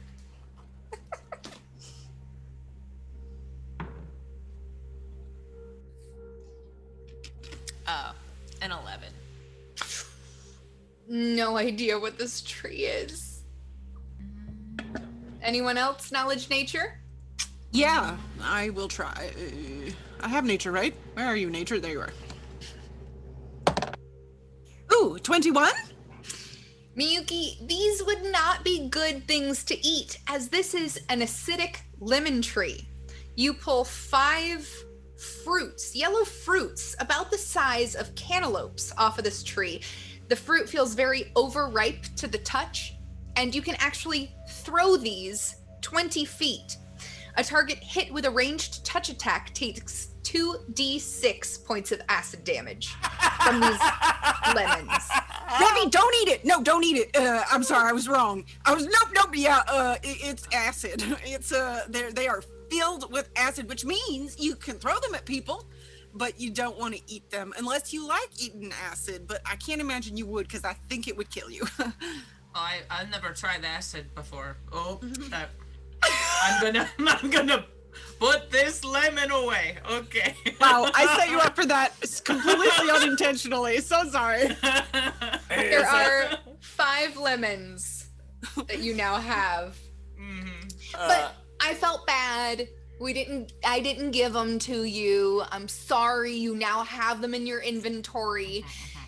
But let's say hi to chat. See what they've got to say now that I've gotten that out of the way. Well, Jamie, everyone's kind of freaking out because you got cut off before you announced how Chip survived somehow, or if he did. So, Yeah, like, was there a chance that I was just gonna die after you did all that damage to me? Yes, you felt immortal, God. but if your total hit points ever dropped below what your total could have been, you would have immediately died. That would have been a kicker now, wouldn't it have? Okay. But you were smart, so you didn't die. Jukebox Raccoon says, I say burn the bed. I'm with you. Burn everything. That room was scary. We've got Jukebox Raccoon has given $25. Says, okay, but seriously, don't die. Edges to the party again. Oh, thank you. Thank you. And with a $1 donation, Jamie, with a $1 donation, we have our third Norse Foundry Power. Yes. Yay! Of these beautiful Ice Storm dice. I don't know if it's going to focus, but they're absolutely gorgeous. Listen, Fractured Avatar, congratulations. These Fractured- are now yours. Fractured Avatar and I are very good friends and loves to share dice. All of our winners tonight, please message us on any of our socials. We need a name and an address to send your prize to in North America, please. If you can get that to us, we'll get these sent out to you. Congratulations. People are saying that Chip was calling Adam Kimbleton's character from your game, Megan, that Cannon was coming in as a good boy to come and be my doggo, and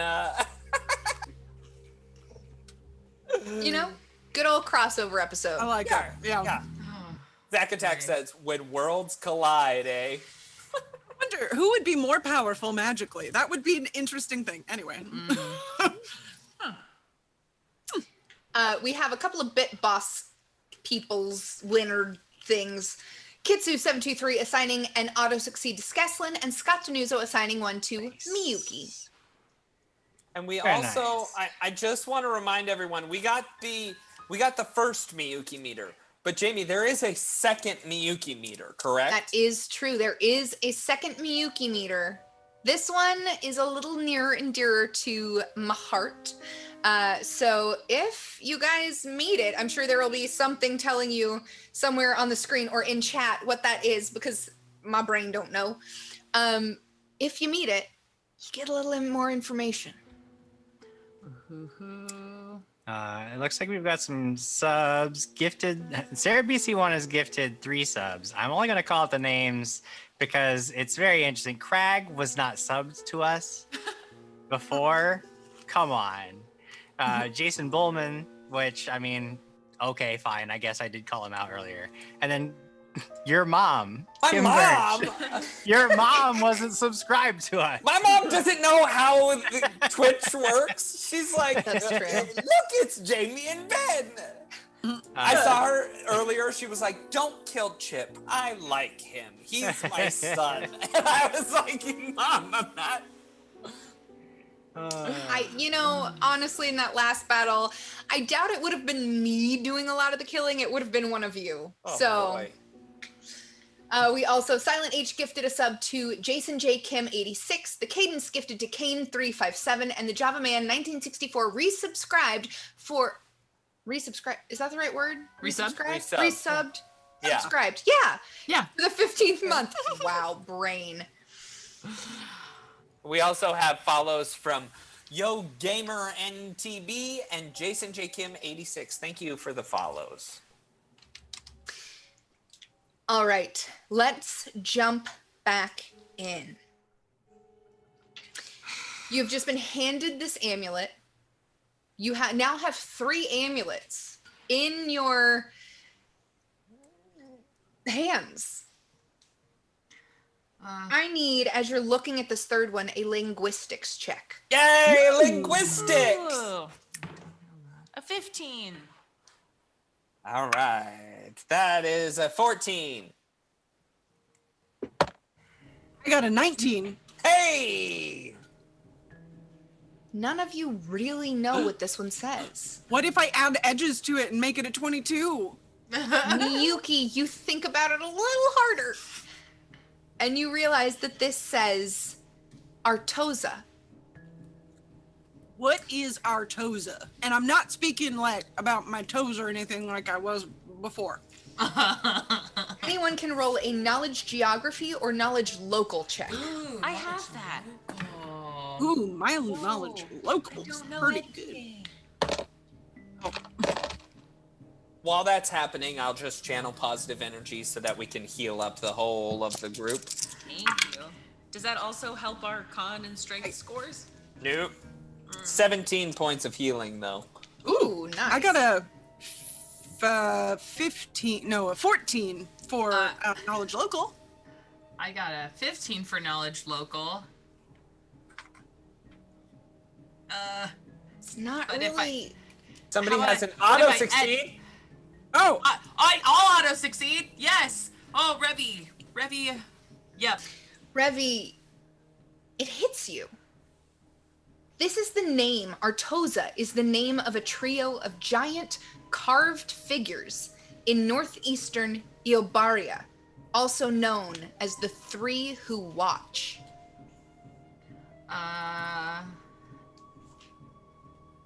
This is familiar to me. Yobaria, the Three Who Watch. Anybody been there?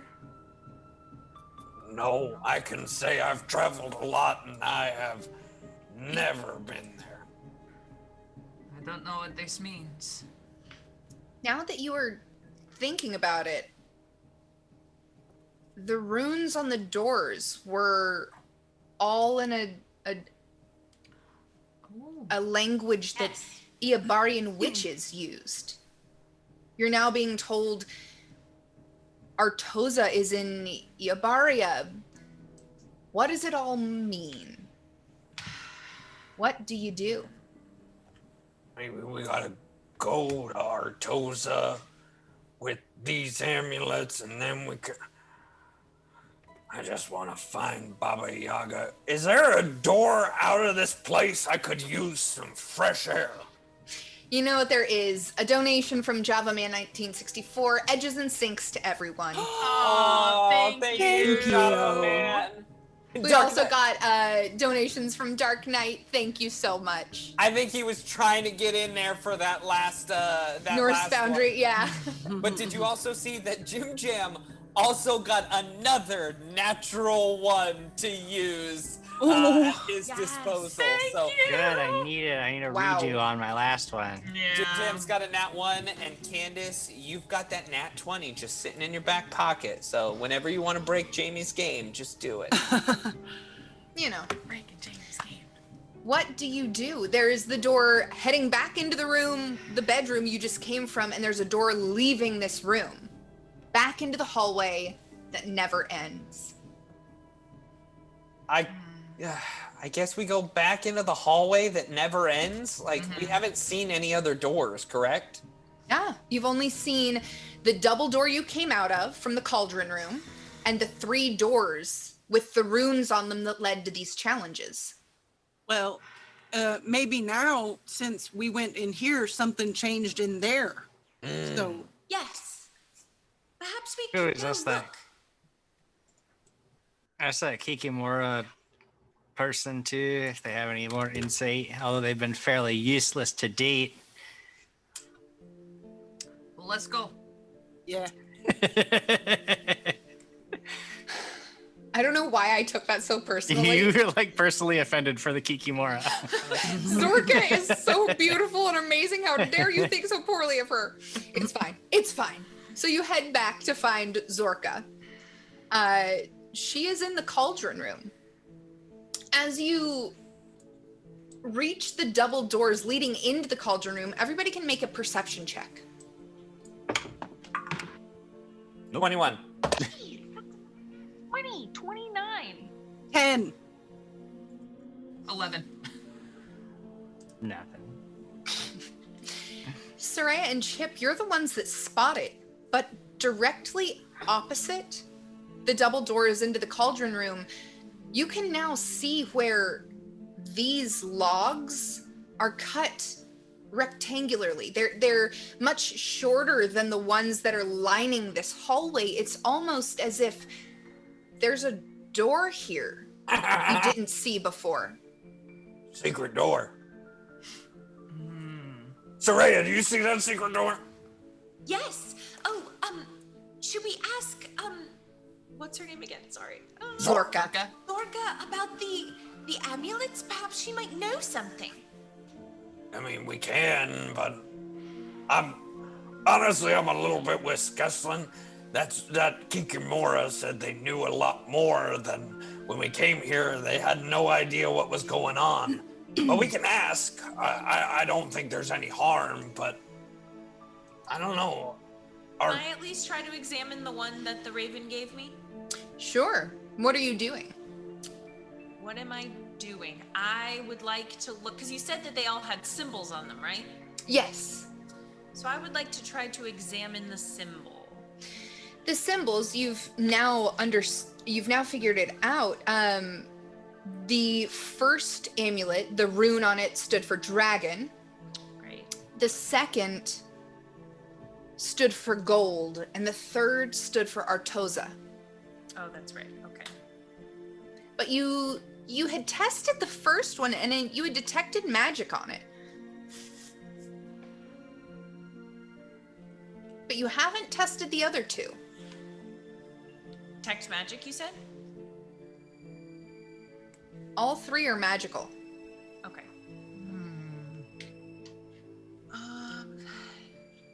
If you'd like to know what they do, a Yes. spellcraft check would be lovely. Thank you. I will do that. Okay, 17, so 21 for the first one. Okay. And an 11 for the second one. Okay. And then for the third one Sure. is a dirty 20 for the third one. You only figure out the first one. The first one is a brooch of shielding. It appears to be almost as if it was ripped from a cape, and it looks like an old fastener for a cape that has now been draped on this string of leather. It can absorb magic missiles. Up to 101 points of damage from magic missiles before it melts and becomes useless. But it's also a key. Is this the dragon one? This was the one that said dragon, yes. Does anybody else want to do a spellcraft on the other two? Yes. Yup. Now everyone's on the train of the amulets. Ooh, dirty 20. I got a 23 for the next one. That would be the gold amulet. Okay. You both recognize the next amulet as an Aegis of Recovery. Oh, This grants its wearer a +2 resistance bonus on all saving throws made to recover from a continuing effect, such as poison, daily saving throws against disease, a hold person spell, or lingering damage from an attack. It does not help with initial saving throws, but should the wearer ever drop below 0 hit points, the Aegis heals the wearer for 2d8 plus 3 points of damage and then crumbles to dust. nice. But before we keep going, like, you're saying all these cool things about these brooches, but they were also keys, right? Like, we've been told that I have a note. Key. You need to find the keys, yes. Zorka told you need to find the keys. Okay. Oh. One more spellcraft. Here you go. 24. Not gonna do it. With a 24? With a Wait. 24. I'll try. Try again. I'll try. Can't do much better than that. I got less than that. Do you have an auto succeed? I do have an auto succeed. I have an auto succeed. I auto succeed. You recognize this last brooch, this last amulet, as a chime of opening. Oh. When struck, it sends forth magical vibrations that cause locks, lids, doors, valves, and portals to open. It functions against normal bars, shackles, chains, bolts, so on. It automatically dispels hold portal spell or even an arcane lock. It must be pointed at an item that you want to be opened, and then when it is struck and a clear tone rings forth, you make a caster level check against whatever is holding the door closed. Wow. Wow. Wow. Well, I these can are do that. very powerful. I mean, like I could do that. I don't need like a chime for that, you know. So we could just throw that in the cauldron, you know, and maybe we'll get that smoke going because we don't really need that chime. So You can open portals. well, I mean, yes, in the traditional sense of the word, not in the mystic sense of the word. Wow, that's amazing, Skeslin. I don't think I knew that about you. Oh yeah, I did it before. I mean, I've done it a couple of times. We're just talking about portal in the sense of like a door is a portal, right? I'm not talking about like a portal to another dimension. No. And the chimes can't really do that either. So don't go thinking the chimes are more powerful than I am. I mean, we're on the same. Oh, I'm obviously much, you know. Me and chimes, we're on the same level, yo. Well, now that we've found out what we can do, I do think it might be a good idea to talk to Zorka because I honestly I thought that these were the keys, and if I'm incorrect and we don't actually have the keys, then we might have to go find the keys, and I don't know where to begin. Why aren't we at Baba Yaga yet? I thought the hut would take us to Baba Yaga. Oh, maybe, well, we need to, like, there's a place where we tell somebody or something, or, I don't know, maybe we have to activate that. Did we ever really do that? I mean, to be honest, we're just all learning this as we go along now, aren't we? There's no instruction manual that we all were given about how to be Black Riders of Baba Yaga, so let's go ask Zorka before we take this secret door outside, because I need some fresh air, to be honest. And we'll go searching for Zorka. Soraya will, in the meantime, just put on the dragon amulet just to hold it. You find Zorka in the cauldron room. She appears to be sweeping, but you can tell she's not really cleaning as she sweeps per se, but spreading a small layer of dirt around the floor. Well, did you find them? Oh, are these the keys? Is this what you were referring to? And she'll show the amulet. Zorka waddles over and gets her eyeball like inches away from the amulet and looks at it for a second. Did you get the keys? These are not keys. Oh. These aren't the keys. Well, no. Well, what are the keys then? Because normally a key is an actual, like, it looks like a key. So when it doesn't look like a key, we're understandably confused. Of course, understandably confused, although you have already used keys that do not look like keys. Yeah, but we thought these were the keys because we had to go get them, so we got They them. were a real pain in the butt to acquire too. Yeah. Right, but you proved yourself to the Ravens 3. I don't even like those guys. I don't have to prove anything to them. Well,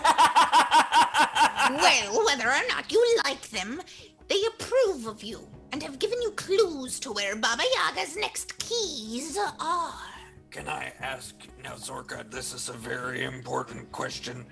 How many times are we gonna have to go find keys and then bring them back here and then be like, oogly boogly, take us to Baba Yaga, and then we gotta go find more keys? Like, is this just an ongoing process that we can never get to Baba Yaga and that we die looking for keys?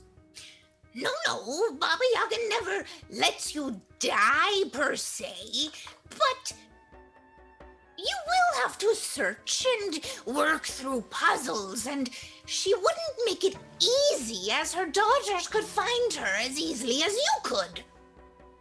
She has made it hard for everyone to make it safe for her. How many keys are there? As many as there are places in the galaxy. Oh. Goodness, sorry, I'm out. I quit. I'm done. I don't want to be a Black Raider anymore. All right. Here's the deal. We gotta go to Artosa in Iabaria.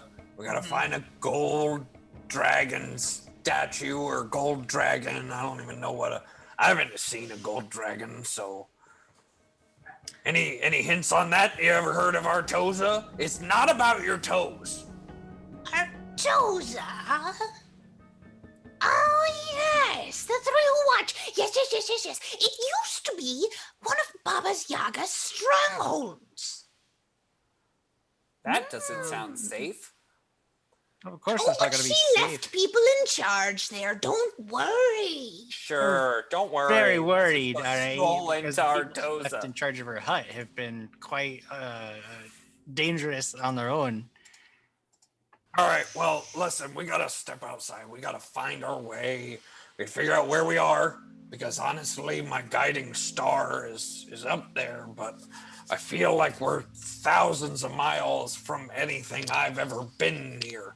So we gotta gain some bearing, gain some idea of where we are, and then buy a map somewhere, and then just figure out how maps work.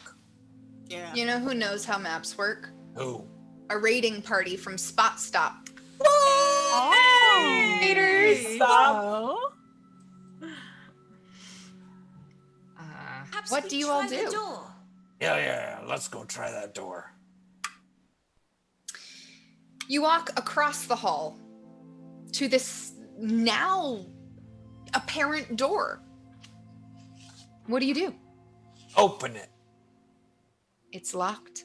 No! Gaston, can you open the door? Yeah, I can do that. I was very good at it, actually. Let me just... Chip the like seal. pulls out the other amulet, and he's like, "Okay, Don't if you play can- those chimes, If you Chip. can, I got chimes. Don't you right do here." it. You put those chimes away. I'm prepared to do anything I must to get out of this place. There's Skeslin. Cast knock on the door. Does knock work against arcane lock? It sure does. Ooh. All I right. can a magical or physical impediments can be removed. It would go against the caster level of the spell if it's arcane lock. Mm-hmm. So that is a 33. Oh my goodness. Whoa. The door cracks open. Ah. Okay, Chip, go. Okay, Chip walks out. I go right behind you. This door opens towards you, and you are faced by two more doors. What? Which are There's carved, no doors. carved to resemble an oversized gate guarded by a scrawny dog. Hey, look, it's another dog. I open it. Let's open the doors. I want fresh air. You open these doors, and as you do, you hear ding, ding, ding, ding, as a bell on the inside of the door frame is caught by the door opening. I think that might have been a trap. What?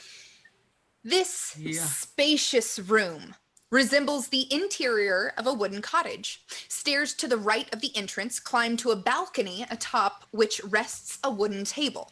A wooden walkway continues around the room to a small landing and another set of stairs to the left of the entrance. A third staircase leads down from the walkway to an alcove opposite the door.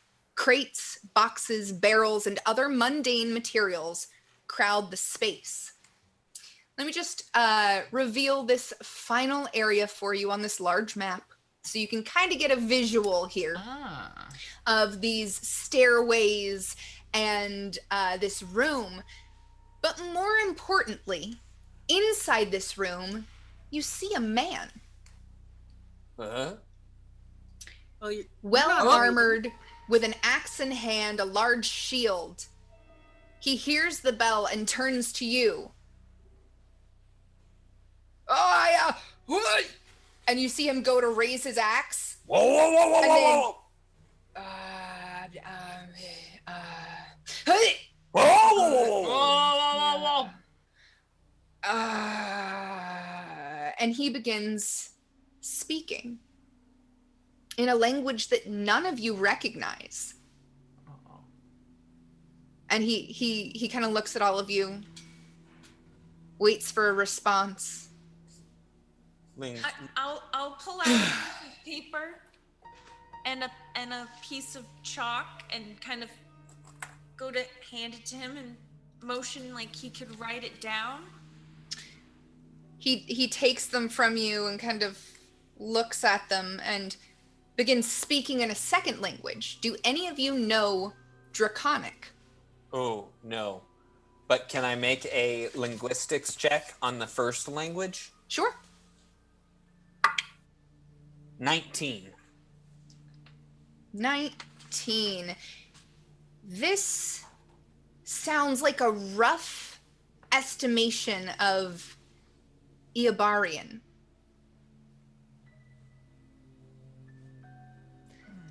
He waits for a response after he speaks in the second language, and then scribbles something on the paper that Soraya handed him and holds it up, and it just says, in common, hello. What? Oh. Hello. Hi. Oh, yes, you speak common. Oh, thank goodness. All right. Just chucks the paper. Excuse me. Excuse me. My name is Ratibor the Bold. Ratibor? Ratibor the Bold. I am here to guard Baba Yaga's dancing hut from any intruders, but I've never been faced by intruders coming from the inside. They've only ever come from the... Do I need to kill you? No. But no. At the bold. I think we could be friends. No? Well, I'm still unsure if I need to kill you. So I think we should put the friendship to the side for the moment. Maybe in the future. I'm not sure yet. What are you doing within Baba Yaga's dancing hut? We are the Black Riders of Baba Yaga. The Black Riders of Baba Yaga. Yep, that's Miyuki, and I'm Chip, and that's Skeslin and Soraya, and this is Revy. So... Oh, well, all right. And what are you doing? Oh, we're trying to find Baba Yaga, and, we've been set upon a quest to find and just help her fix the impending wintry doom that's covering all of Galarian. Oh, is it winter? I've been stuck inside so long, I never know what season it is. Is it the winter festival yet? No one seems to be feeling very festive with all of the murder. I like murder too. We can do it all in one. Wait, no, you're getting us wrong, because it wasn't the winter. It's not the winter. It's actually the summer. But the winter has been taking over everything. Well, whatever you say, but do not come back in as intruders, or I will kill you. Are you supposed to be guarding the door? Yes, I am in fact a prisoner here. But I enjoy it. I get fed, and I get to look around this room a lot. Well, who imprisoned you, Baba Yaga? Oh, yes. What did you do to her? What did I do to her? It's what she did to me. We made a deal. She was going to help my army not be sick anymore, but then she thought that she could be all high and mighty about who I killed and didn't kill. And she decided that I had done something wrong and imprisoned me here. It's fine, it's whatever, but it's... Were you seeking immortality? That was on the table. I didn't know that was an option. Oh, never mind. Who did you kill? That was so bad. Oh, just an opposing warlord. So Baba Yaga trapped you here because you killed someone she didn't want you to kill. And so now you're destined to guard this room for eternity? Yes. I mean, I did say it would kill someone else instead of the man I did kill, but that's not part of this problem, is it? Well, no. What if, when we came back, we weren't invaders, but we were friends? Oh, yes. You know, like, let's sit down and have a polite conversation together, maybe a snack. And, yes. I love a good snack. Soraya! No, Soraya! No. Wait a second, Revy. What? We don't know the customs of this land. Maybe we should allow it to happen. You want to give him birdseed? Maybe he loves birdseed. You don't know that. We're in a place I've never been before. Chip, no one loves the birdseed. Only Saraya loves the birdseed. No, but I think we need to play this one out. You know what Radibor the Bold does like? What? Sarah BC1 gifted 2 subs, Great Moogly Googly gifted 10 subs, and Jukebox Raccoon gifted 20 subs, reaching our second Miyuki meter of the night. Now, don't think I've forgotten. This Miyuki meter is going to come in just a second. You said something about snacks. Yes. I'll reach in my bag, and I don't have much left, but I pull out a little tiny baby handful of birdseed and hand it to him. Yes. A delicious and healthy snack. This is what my snacks eat.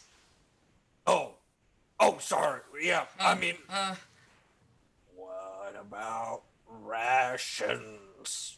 Do you like them? Ooh, delicious. Delicious. Oh, Chip, don't you have magic juice you can give me? I can give you that. Oh yeah, man. If you want some Magic juice. spirits or some wine, I can make that happen lickety split. Like we could have gallons of it.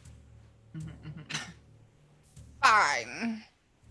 I'll take some wine.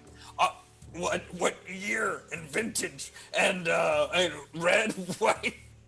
This is ridiculous. If you Wait, want let to me- prove your friendship, Yep.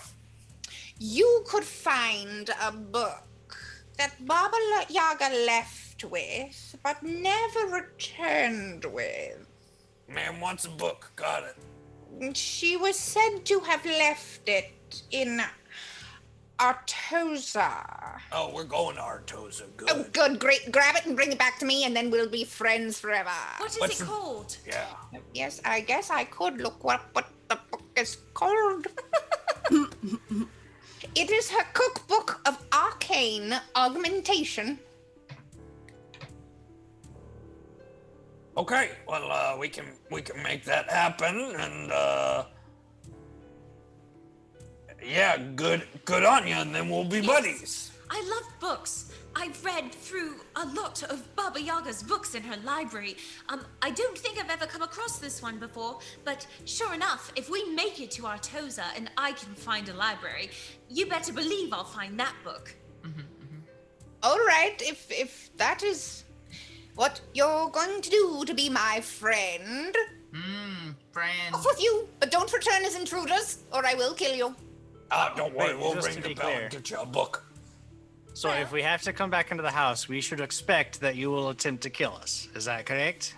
Not if you're my friends. Right, but I'm just saying if we don't have the book, so if we have to come back in, for any reason, we should just assume that you're a deadly enemy and that we should respond in kind immediately without any questions, right? I mean, you came in from this side, and I didn't know if you were intruders or not. And I haven't killed you yet, have I? No, that's true. I'm just trying to get the rules of engagement right. After all, you're stuck here because you killed somebody you weren't supposed to. So I just want to make sure that if I have to kill you, I'm doing it for the right reasons. Good point. Well, if I have to kill you, I'll do it for the right reasons too. That's I now will we're see. getting out of control here. I think we all need snacks. Oh, yes, I have snacks. No! No! As He's already Soraya said starts no! to pass out bird seed around the room, Miyuki, you begin to hear drums. Uh-oh. Do you It's all not hear coming those from drums? you. It's coming from your spyglass again. Oh. I definitely need something that looks like a spyglass. Here we go. I'll look through it. Miyuki looks through the spyglass as her companions argue over birdseed. As our Miyuki meter has unlocked another memory. The pitter of soft footfalls bounded upon the snowy landscape. Almost imperceptible to any humanoid ear, the giggles of a young Miyuki observing her first snowfall fell silent among the softly falling water particles. Why had she not seen these before? Why had she been kept on an island for so long? There was so much to explore. Her grandmother had spoken such wonderful tales secretively as she sang her to sleep. The world was filled with wonder and adventure, and it was a joy to see such a life existed, even if it was just a little snow. Starkly contrasting the gleeful Kitsune was the hurried shuffle of her mother. Laden down with a hastily packed knapsack, the woman spurred along her beloved daughter with urgency. Hurry, hurry, the snow is fun, yes, but hurry, little one, hurry. Miyuki didn't understand why. Why leave this incredible place? Why not bask in every moment available? If only every moment could be as brand new and as exciting as this one. The wind rushed through the air. The easy falling snow started to intensify. No, quick, Miyuki, hide! Her mother yelled before laying flat in the white landscape, hoping to look like something else, like anything else. Miyuki didn't. She wasn't sure if she didn't want to hear, or was too excited, or she just didn't want to listen. But Miyuki continued playing. The gust of air flashed in her face. The rush of the brisk breeze sent shivers down her spine as the golden dragon descended upon the two Kitsune.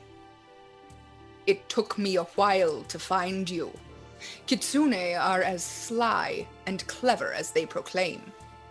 The glimmering scales of the dragon melted the incoming flecks of snow as it stepped closer to Miyuki's mother. Tell me, deserter, what caused you to do such a thing as this? It was a mistake. I was only going out to search for more acolytes. Lies. I'm sorry, Minkare. Do not address me like that again. I am the shepherd of light. I have created something beautiful. I have created a life of balance, of peace within the glorious endeavor. Yes, shepherd, you threaten that. Please, my daughter, I do not blame an offspring for the foolishness of the old. She is forfeit to me, and you will return to the island, only ever to look upon your daughter, but never to hold again. Yes, shepherd, she will be a servant of the golden dragon and will follow my will. My declaration bears weight. Do not test me again. Yes, shepherd. Within the blinking of an eye, the scene changes. Miyuki no longer bounced around the fluffy, cold embankment. She was inside a small room with small gold and red embroidered pillows on the ground. Her mother wasn't there, but the whole situation had seemed a bit confusing for young Miyuki. She'd have to ask her mother about it some other time. For now, all Miyuki could think of was how much fun the snow was, and how she couldn't wait to get back.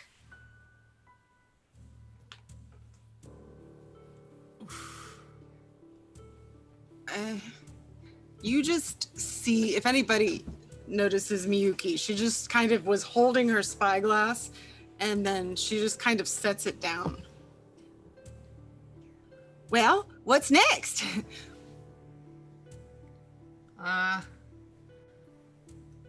Miyuki is, you okay? Yeah, I'm good. I'm definitely good. I'm good. I'm really good. I'm good.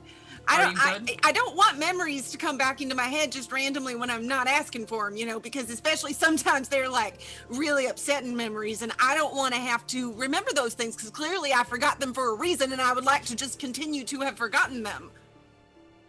Where are we going? I'm sorry, did you have a memory? Oh, I guess that was obvious. Yeah, just, why my mom was never there, I guess, which I didn't realize that she wasn't. But, you can feel it viscerally when you realize that those things are, those are the memories that you have, and you're like a servant for a dragon that's gold and mean, I assume. I don't know. I don't remember that part. Gold, does that have anything to do with the gold and the dragon on our amulets? That Artosa, gold, and dragon. Oh. Well, if it does, I have to rethink what fate means, I think. Well, I think we must go there immediately. What if my mom is alive somewhere? My whole family. I just kind of always assumed I didn't have anybody, but what if they need help? Well, that's what we do, yes? We help. Yeah, we can do that. Yeah. Miyuki, you're our friend, and I mean, if your family is out there, and you find out, we will definitely help. Miyuki stares at Chip for a second, and then she just runs over and hugs him. Huge hug. And she says, "Thank you. It's nice to know that I'm not gonna be alone in this world ever again." Yeah. All right. Now, Redabor, we're about to leave this building, and if we have to come back in, all right, for any reason, like say I gotta go to the bathroom, it's gonna be a-okay. We'll go get you your book. You're gonna have to take that on face value, but I will tell you that we can be, just like I'm friends with my friend Miyuki over there, we can be friends with you as well. Give us some time. We'll go find your book. You'll find my book. I have one more question for you, though, before we go. Yes. Killed the wrong person, then who were you supposed to kill? Just a warlord named Utgard. Is that with 3 U's? No, it's 1 U and 2 A's. And who is this warlord? Oh, just a giant jarl. And why were you supposed to kill him? Because for why? he was a champion of an opponent of Baba Yaga. But I decided to hedge my bets and make a deal with him. What was the deal? That I wouldn't kill him. And what would he give you? Just land, wealth, everything I wanted. So you're trapped here for all of eternity because you decided to go against Baba Yaga for land and wealth. Yes, like I said, it's everything I've ever wanted. Sounds a bit foolish to me. So why do you need a cookbook? He has a point. These are real questions, Jamie, that we gotta ask right now. If you must know, I need the cookbook to free myself. Oh. Wait, what kind of cookbook is this? Is this a food cookbook?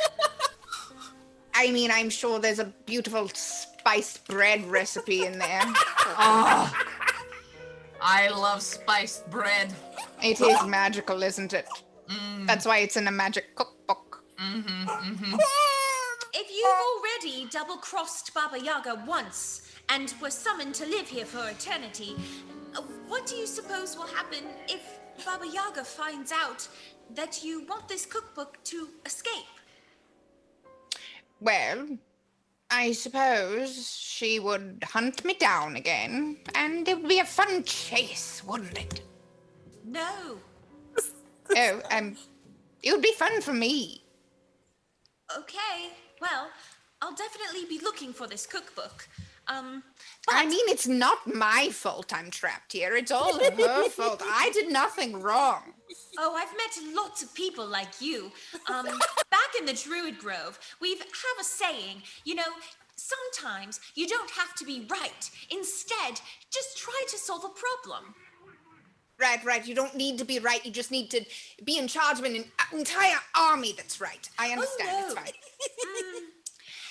Okay, I think we should continue on our way. We will be on the lookout for that book. And if I have any more questions that will help us secure this book for you, we shall pop back in.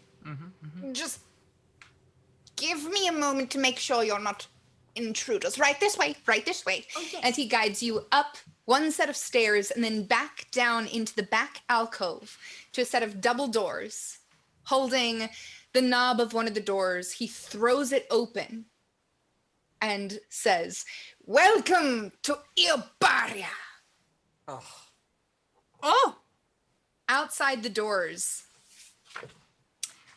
you see a clearing in a dense, snow-covered forest. I need a survival or knowledge geography check. Survival's going to be a 27. I would like. Do I have an auto succeed? Let me check. I don't. I'm gonna add 3 of my edges. Megan, you've got an auto succeed. Ooh, I do have an auto succeed. Yeah, I'll use auto succeed. You recognize, yeah, this guy's right. This is not Irison. It's still wintry, and there's still a forest. But this is no Irison. Chip was right. You are thousands of miles away. And if what Radibor just said is true, and you're in Ilbaria, you're on a different continent entirely. Whoa. You are now on the continent of Kazmaron. Oh dear. How? Well, they don't teach you that one in the old school books. So, yep. What do you do? Well, let's, gotta get out there. We gotta find a road. We gotta find a town. We gotta find a map. We gotta make sure. Let's go. 1 foot forward is 1 foot forward. Yep. Yes. Yeah. Soraya, I know you haven't been writing things down for a while, but that one should go in there. 1 foot forward is 1 foot forward. Well, I would write it down, but it's something that people just do naturally. Oh, fair point. Okay. All right, give me marching order out of the door. Chip! Ready. Miyuki. Soraya! Eslin. With all our powers combined. Mind. We are the Black Riders of Baba Yaga! All right. Chip, you lead the way out of this dancing hut. And you kind of take in your surroundings, and you look behind you at the hut settling down to the ground to let you all out, and it seems like it's kind of nestling, and you see bones begin to grow up out of the ground surrounding the hut, protecting it. You walk out of the front opening in this fence. Roll a perception check. 15. 12. 19. 22. None of you see it. Oh. But you all hear a horn go up at the edge of this clearing.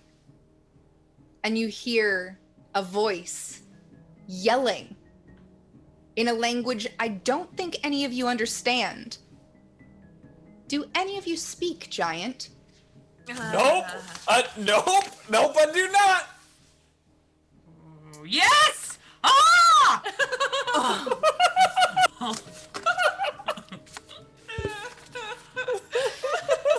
You hear this voice yell up after the horn. They're here! They've arrived! And you see a man of enormous stature run from the edge of the clearing. He looks a little something like this. Oh. Blue-green skin. That's a big boy! With a long beard covered in furs and armor, jewels in his beard, a helmet, and a very large axe. And he runs straight at you, Chip. Chip just goes, yes! And we're gonna roll some initiative.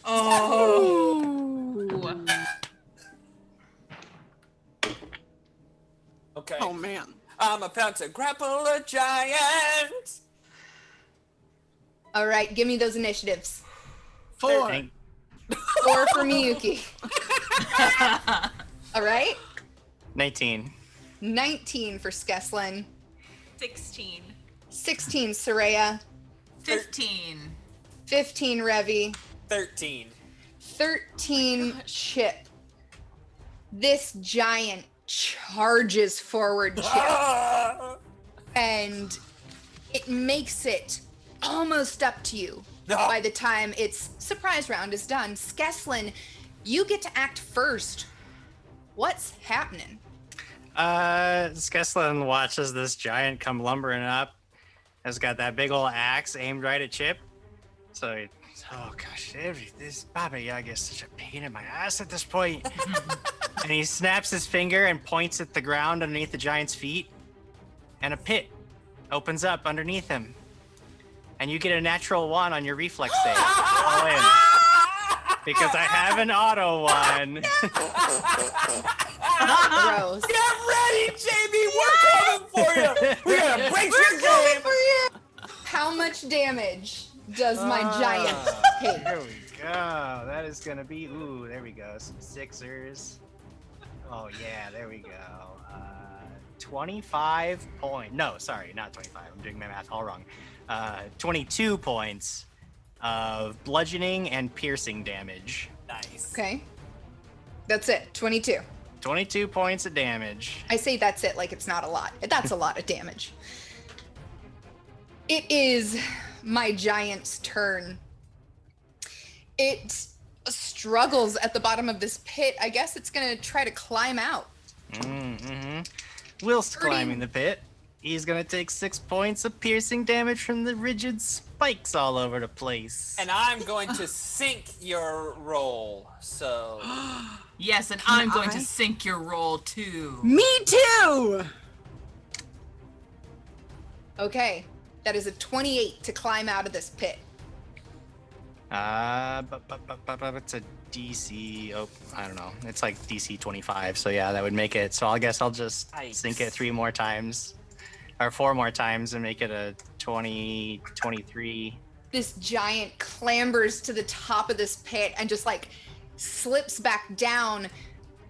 But another frost giant appears at the edge of the clearing, charging at Chip with his great axe. That's going to be a 25 to hit. Yeah, that's a hit. Oh no.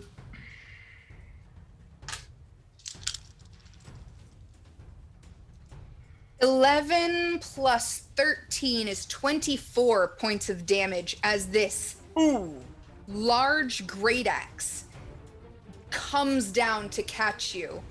But Chip. it just looks like Caden Kalian is just shining his guiding light upon his light of freedom over Chip as he absorbs 0 points of damage. Soraya, there are now 2 giants on the field. What are you doing? We doing this, friends? We Yeah, doing we're- this? We doing this? This is gonna take on some Let's do giants. this. Let's Let's do do it. this. All right, I'm gonna target the giant that just hit Chip Okay. with a ranged touch attack. You will get a will save, and I would like to sync your will save It's a good call. Okay. by 2. And other people might want to help out with this specific feel like- thing. I'll Like 6 sinks, so I'll just throw 6 yeah. sinks right on Yeah, top okay, of So it. wait, that's you're hitting 8. touch AC, and then I get a will save? Yeah, just so you know, just to hit you, I rolled an 18, so that's going to be 21, 22, 23. And I can add edges, so Touch yes, AC. I got lots of them. You got his touch AC. You got its touch Yeah. I'm AC. gonna go It's ahead and nothing. sync it 4 times. Okay, well then I'm gonna edge it 4 times. All right. So you hit. Great. And then Now we I get a sunk will you for save. 8. And anyone else adding to that? I got no more. What I do don't you have what do any you more, what do yeah. you need me Oh, no, to wait. add? I do have a sync. Oh no, I don't. You want me to sync? I can sync. Twice. Throw the sink at her. I'm throwing 2 sinks at her. Okay. The Wow, minus all of 10. those wonderful things that we had built up through this amazing Norse Foundry power up, they are now dwindling very fast. Here we go. Here we go. 14 on the will save. You fail, and I have cast Bestow Curse upon you, which means you are going to take a -6 decrease to an ability score, and I would like to choose your best ability score, which I am imagining would be Strength, maybe? Yeah. You're also going to take a -4 on attack rolls, saves, ability checks, and skill checks. And on each turn, you have a 50% chance to act normally. Otherwise, you're going to take no action at all. I think you pick one of those things, Katie. Oh, just kidding. You pick one of those things. One. as You're the gonna Which character. one would you like? I'm going to make you take a -6 decrease to an ability score. Okay. Kitty, I really wish though that every single know, one of I those Man. that'd be the most OP spell in You're the right. entire You're right. game. I misread the choose one of the following. So your strength, is that what you use primarily? You could say that. Cool. I'm gonna give you a -6 to that. Fine. Revy, what are you doing? I think Revy would love to run up to the creature in the pit. Mm-hmm. And suddenly she feels her rage come up and her claws come out as you see just a little bit of all of those colors from last week. No way. It looks so good. And she demonic bulks up and she takes her chakram and she throws it at this guy in the pit. And Alright. and Candace, you don't even have to roll if you don't want to. That's right. I just auto succeed that. I do the 20. The nat 20. We're coming All right. Thank you. Roll that damage for me. I shall. You know, I will. I will do that right now. Let's see. My goodness. 10, 6, 7, 8, 9, 10, 16 points of damage. Is that doubled with your chakram for the nat 20? Oh! Then yeah. Then would that be 32? Yeah, is your chakram a times 2? Yeah. Okay, 32 points of damage. Fun for my giant. Yay. Oh, well, I'm glad that nat 20's off the table. Chip, what are you doing?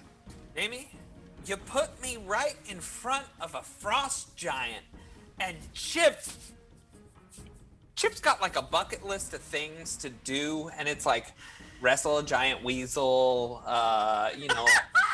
wrestle a flying dragon, ride on top of Rudolph, and of course, wrestle a frost giant is on that list. And yes! And he just jumps and tries to climb up on top of this thing with a grapple check.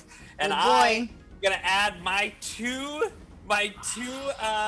edges to this. Here we go.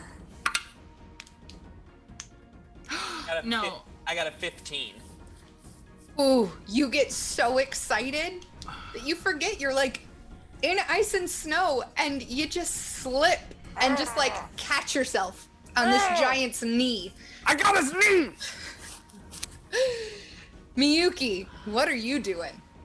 Okay, I would like to go to wherever I can. If I can get close enough to eyes, I want to glitter dust. Ooh, okay. Yeah, you can definitely get close enough, especially to the one in the pit. It would be easy to just be right at the top and throw that down. Yeah, I'll do this thing. That is a will save for the blind part of it. Alrighty. Will. What is my will? Oh boy. Not good. 23. Oh. No! It was 16. Was what you had to make. But anything that is invisible in that area is now outlined. Wow. It's a very sparkly giant. There's like one invisible butterfly that is now like, oh, I can't believe that. How rude. Yep. Fractured Avatar donated $5. Edge for Candace for the incredible callback and the committing to the character by actually coloring all her nails. Thank you. Are my hero. And Katie, I don't know if you saw this, but Sarah BC1 a while back gave you a Bit Boss Battle Box auto 16. So. All right. Ooh, Skeslin, it is your turn. Oh, all right. So an important question is, how does that boy down in the pit look? He looks about halfway. Halfway. 50%. You know, I just want to kill this guy. I just want to get that guy. He makes me sad. I just want to get him. I'm gonna cast Fiery Shuriken, and I'm just gonna, as instead of holding back any as part of the spell, I'm just throwing all three of them down there. I'll put an edge, 2 edges on the first attack, and then an edge on each of the other attacks. So the first one will hit a touch armor class. Oh, that's good. That's like 28 touch. So Yeah. feeling good about that one. The second one would hit a touch armor class of 14 for touch. Yes. And the third one will hit a touch armor class of 19. Yeah. So that's good. This is all going to be fire damage. So just 3 bolts of fire go whizzing down, slicing into this poor giant. The first one, 5 points of fire damage. Ooh. Then 6 points of fire damage. And then 8 points of fire damage. Wow. Yeah. Not looking good for that guy. It is my turn again with my frost giants. One is still down in the pit. One is cursed. And 4 more run from the edges of the forest. Wait, 4 more? 4? We 4 got this. We got this, more guys. frost. I have so many spell slots available right now. Let's do Good, this. Jamie, good. I'm actually running low. Okay. My One spells are like is are good. already with Chip. Revi and Miyuki are at the pit. That leaves Skeslin and Soraya free. Well, Skeslin's kind of by the pit. One is charging at Skeslin. One is charging to Soraya. Revi, you're getting one. Chip, you're getting hit. And then another one's coming for Miyuki, and my last one's trying to climb out of the pit. Charge at Miyuki first is a 26. Yikes. Yes. 9 plus 13 is 22 points of damage. Ouchie. Okay. That did not Skeslin, feel good. the charge to you. That is a 36. Or 21 points of damage for you. all right, Soraya. 34 to hit. I lost a die. Don't forget the one on Chip has the curse. Yep.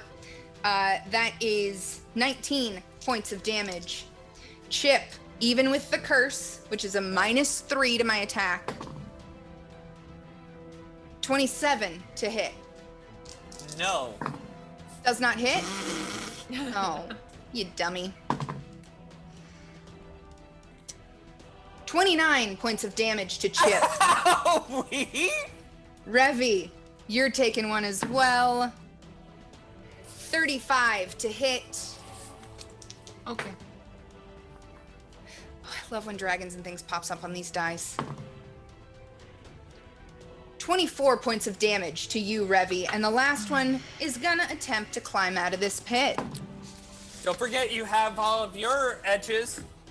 Oh, I know. So I'm gonna go ahead and toss 10 edges on to climb out. That's ridiculous. So that gonna makes take- it a 26 to get out. sure, you could get out of the pit that way, but you're still gonna take 10 points of damage climbing. Alrighty, alrighty, alrighty. Of course, then if you're climbing, you climb what is it, a quarter your move speed, so it's a 30-foot pit. So he's probably like halfway up the pit. Just over halfway up, yeah. I'm gonna get that one giant. That's the one I want. I'll run away. Soraya, what do you do? How close is this giant to me? 10 feet You away. gotta go. You're gonna die so fast. Yeah, we gotta leave. Not good. We gotta Gotta go. leave. I wanted to get No. one giant, and I might. Yeah. But it's not gonna happen. I hear you. This is a TPK written all Yeah, over it. We have let's got just to go. like hut. Go back to the hut. Go home. Arna like- donated $10, an edge for Chip and an edge for Katie. Hopefully Thank that you. helps. Thank you, Sharna. Dang it, there's so many things I want to do, I know. but I know. Do what you we're want to supposed die? do. No, that's not on the menu. Go, go, go. I will retreat. Wait, does it have reach? They're large. They all have reach. Creature, yeah. Then I can only take a 5-footer. You And- can. You can acrobatically try and get out of there. Yeah, I use acrobatics out of there and use your auto succeed. Oh yeah! Yeah. Thanks, yeah. Jim. Thanks, Sharna. That's awesome. Thank you. Okay, I do that, and I get away and go back to the hut, and I wait for my Run back to the hut. Revi, what do you do? Revi was so revving it up. She was ready to take these things down. But I think she sees that this is a lost cause. But before she goes, I think she'd like to take just like one more swing at that with her chakram at that Okay. the guy in the pit. Is he still in the pit? No. He's climbing halfway out up. of it. He's halfway up. Okay, I'm gonna chakra him, just, like a and then run away. Just as a reminder, you have 3 mercies, so you can get back 21 hit points right now. Like, no Yes. sweat. And then also you have 6 edges, so Thank you. just to remind I'm you. going to see what we can do here. Let's see. So that would be a 23 to hit. Michael Jordan. You hit. Roll damage. Yes! Okay. Here we go. Be my friend. Okay, let's see. 6, 7, 8, 9, 10. 16 points of damage. And now we run. And you run back to the pit. Or to the hut, not the the hut. pit. Chip, what are you doing? Oh boy. Yeah. Chip, if Chip takes another hit like that, he's gonna die. And so he's gotta retreat, he like hurtles back into his snapping turtle style, but he is going to attempt. No, he can't, like, there's no way with my acrobatics score that I can get past anything that they've got. So he is just going to do a full withdrawal and take the attack of. Oh, wow. No. He's gonna channel positive energy, healing everyone that's around him. He's gonna tap on the barrel and pop that into the air, healing up the frost giants as well, because he doesn't have the ability to disperse that. Everyone gets 10 hit points back if they are within 30 feet of me. And then Chip runs to the door. He does take an AOO. That is a 21 to hit. That is a hit. Oh, wait. All right. You're going to be taking 20 points of damage. He's still up, but he is woozily just. Everybody get in here. I can help us, but this is. I thought wrestling a frost giant would be a lot more fun. Miyuki, what do you do? I think Miyuki just needs to run. Can I just take the full so I can run further and try to get not broken bones from giants? You can do what Katie did and use your auto succeed to acrobatically get out of that square and then run. Yes, I would like to do that. Yeah. Don't forget, you also have 3 mercies if you want to get those Oh, 21 hit points back. Yes, I will. Boom. Skeslin, what are you doing? Oh, I want that damn giant in the pit to die, but I know it's gonna happen. I mean, Chip just healed it. I know, damn Chip ruining my whole life. There's no point. Gonna die! Well, it would be worth it to get the one giant. No. You don't understand. It's so important. I'm going to make an easy, but incredibly important, vital, in fact, concentration check to try to cast a spell. So here we go. Oh god. The DC, 15 plus double the spell's level. This is a first level spell. So the DC is 17. I have a plus 13 to my concentration, and I rolled a 4 on the die, making my total 17. Oh. You successfully cast Vanish, disappearing from sight, and running back into the house. Oh boy, oh boy. Wow. It is now my giant's turn. The 6 that are currently on the field watch as all of you run away. And 3 more appear from the forest. 3 more? Oh my gosh. We're You dead! all run into the hut. I'd and like to they'll make it move very up. clear. Sorry. Go ahead. Have we gone into the hut yet? The very Hold that first thought. thing. Okay. The 9 of them, the 8 of them, surround the hut to begin hacking at it. As the 5 of you run into the hut, up the steps, into those front doors, Radibor greets you, axe in hand. No, yes, not intruders. Yes, just step away. They're giants. Yes. I'm about to die. Can we hurry this up, please? And he shuts the doors and bars them. The way the rest of this combat is gonna work, you guys are gonna play the hut. I'm gonna play 9 frost giants. Let's have some fun. My 8 frost giants are gonna take a couple of swings at the hut itself.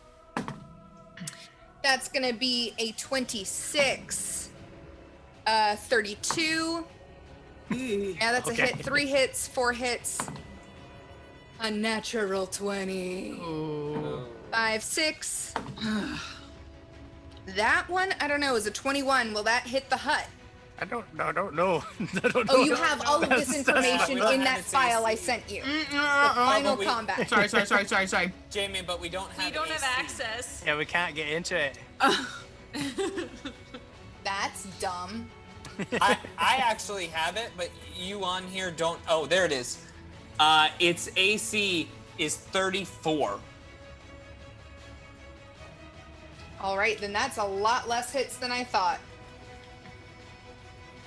Alrighty then. That is only 3 of my 6 hits so far. 4. 5 hits coming in at the hut. You know what? This is just going to be a lot easier. Where's my phone? Nope, we're just going to Google this. 3 times 6 is 18d6. What?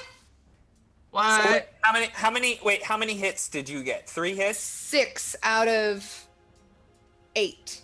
Okay.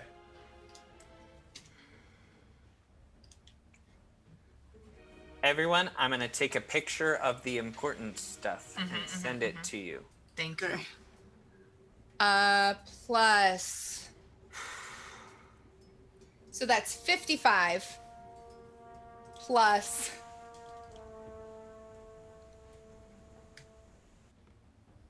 78. Okay, so 55 plus 78, but 6 of those, 6 times 78 total? Yes, 55 plus 78 total. And 6 of them hit. That was the total of their damage. Okay, but 6 of these giants hit this thing, but it looks like none of it just got through. The walls are able to just like handle everything that you just threw at it. Interesting. Katie, what does the hut want to do? Hang on, they have no idea what the hut can do. Okay, let me. Can't do this. Hang on, I'm trying to get it. I'm trying to get them the picture of it.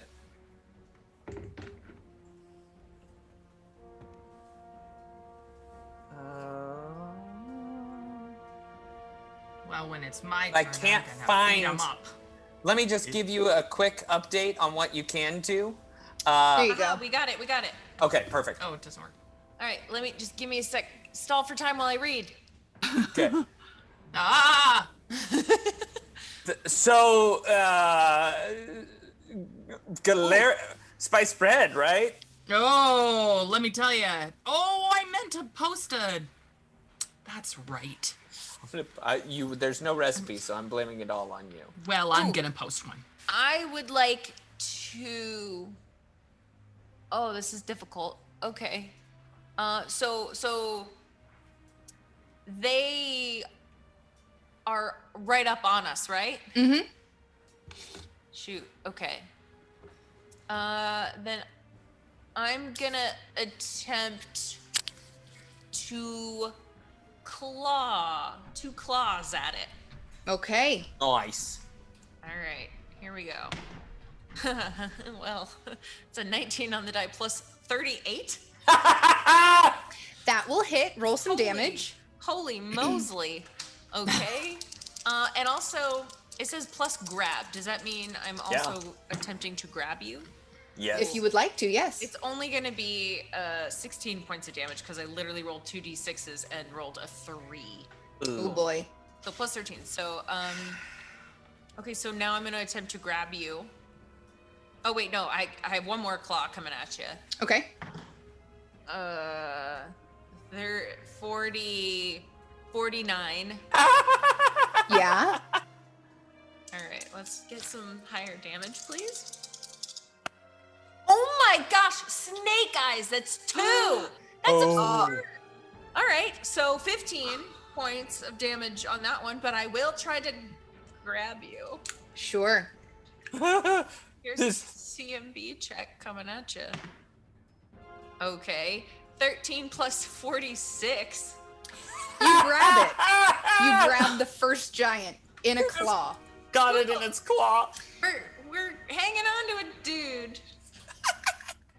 One of the giants takes a swing, and it hits with a 35, dealing 22 points of damage to the hut. Ben, are you keeping track of hit points? Yeah, Okay. 22 points of damage to the hut. Mm-hmm. Okay, so it absorbs most of it, but you can see that it takes a little bit of damage. Candace, what does the hut do?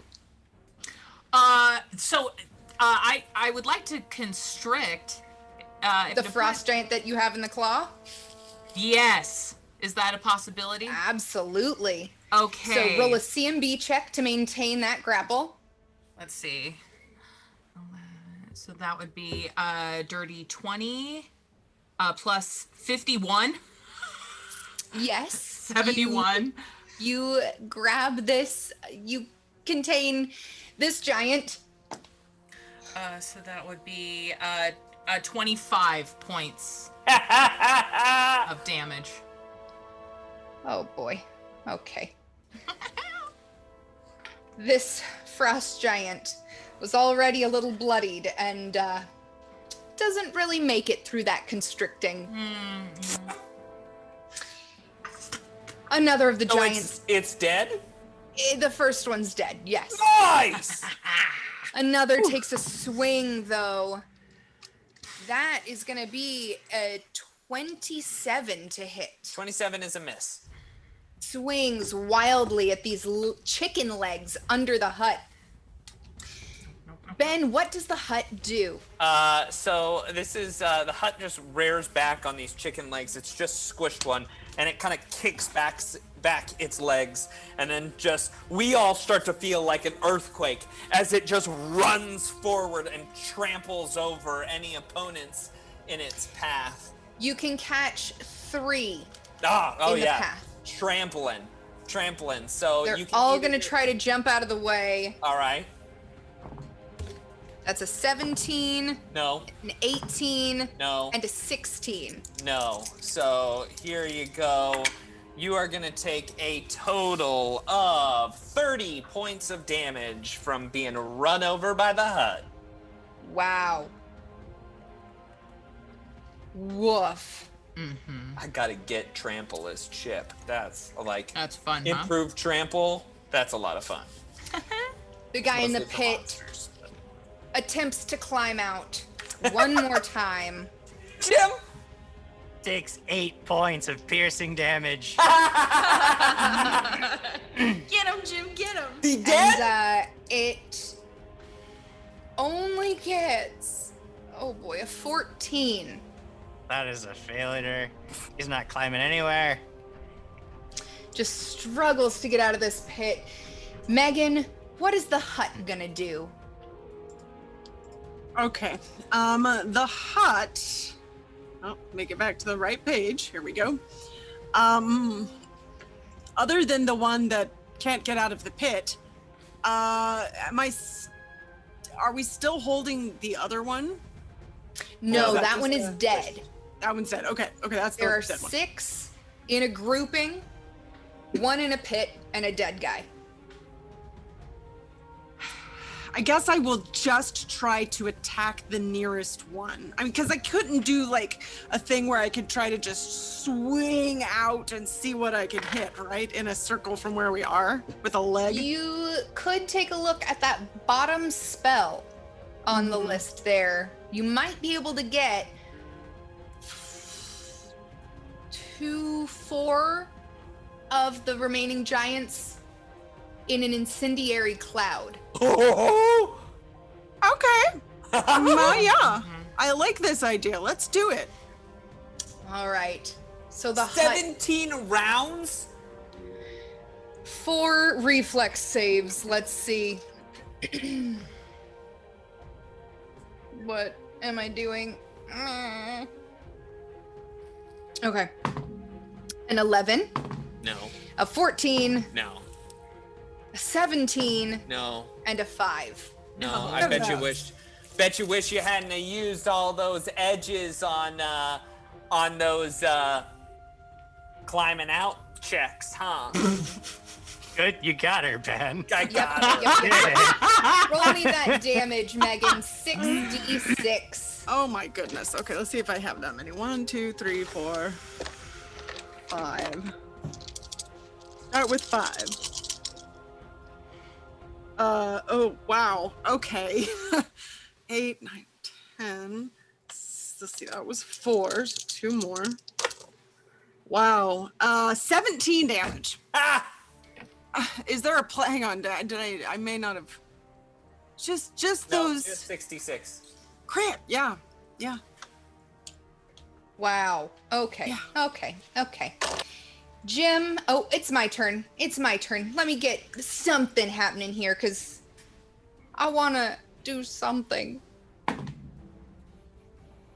One of the giants takes a swing at the hut, 26 to hit. Yeah. No, that doesn't hit. Misses wildly. Jim, what does the hut do? Ari, I guess it's just gonna trample right back through the whole crowd. It's got a good movement. It's just gonna trample through that group that's standing right in that stupid cloud of smoke. That hurt us. Fine. What's that? Will that hurt us going through? Sure, it'll hurt the hut, but the hut can take it. She's the hut's good. That's fine. Don't worry about the hut. Just trample right through. Go ahead and make your saves, or don't. Take your AOs. Jim Jam, you roll your reflex save at a plus 21. Okay, that I can do. 25. 25 is exactly it, and it has. This thing has evasion, so nice. Just like it runs through like nothing happens. Only one passed the reflex save. Well, they're gonna take 25 points of damage from the trampling. Wow. And as the 5 of you watch from within, as these frost giants crumble beneath the might of the dancing hut of Baba Yaga,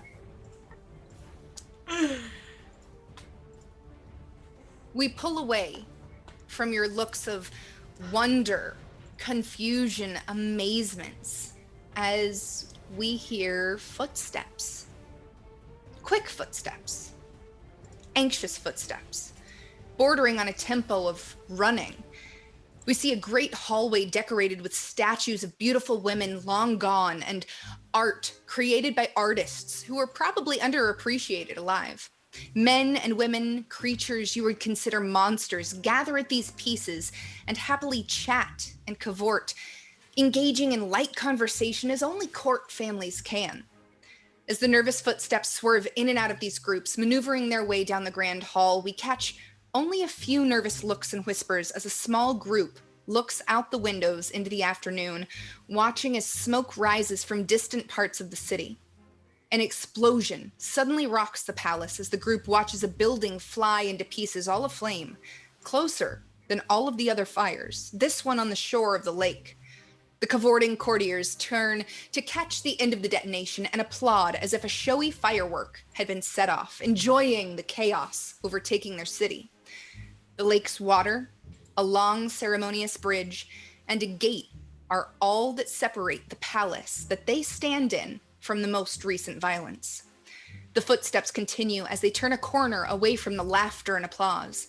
A middle-aged, bespectacled woman nearly runs down this last hallway, stopping at the end. outside 2 enormous doors, guarded by heavily armored trolls and wolves. The middle-aged woman reaches up to carved and jeweled icicles, pulling them from her disheveled white hair. As it falls long and straight behind her, she immediately begins combing it with her fingers and twisting it back up into a chignon, crossing the jeweled icicles to keep it in place. She nods to the guards, who open the enormous decorated doors before her. Stepping into the room, the woman nervously looks around, finding an empty but beautifully decorated bedroom holding an oversized mirror, regal vanity, and stupendous 4-poster bed. Your Highness, a satin slipper appears from within the mirror, followed by an ankle. Slowly, gracefully, a woman steps from within the depths of the mirror. She hadn't been in the reflection, but stands now fully formed before the servant. A beautiful but strict alabaster face, ageless, framed with white and silver hair and icicles growing in a circle from the scalp, forming a dangerous crown. This face takes in the nervous woman now curtsying. Your Highness, the pale, icy-crowned woman sits at the vanity. The hut is gone. The fugitives must have defeated your daughter. Everything stops.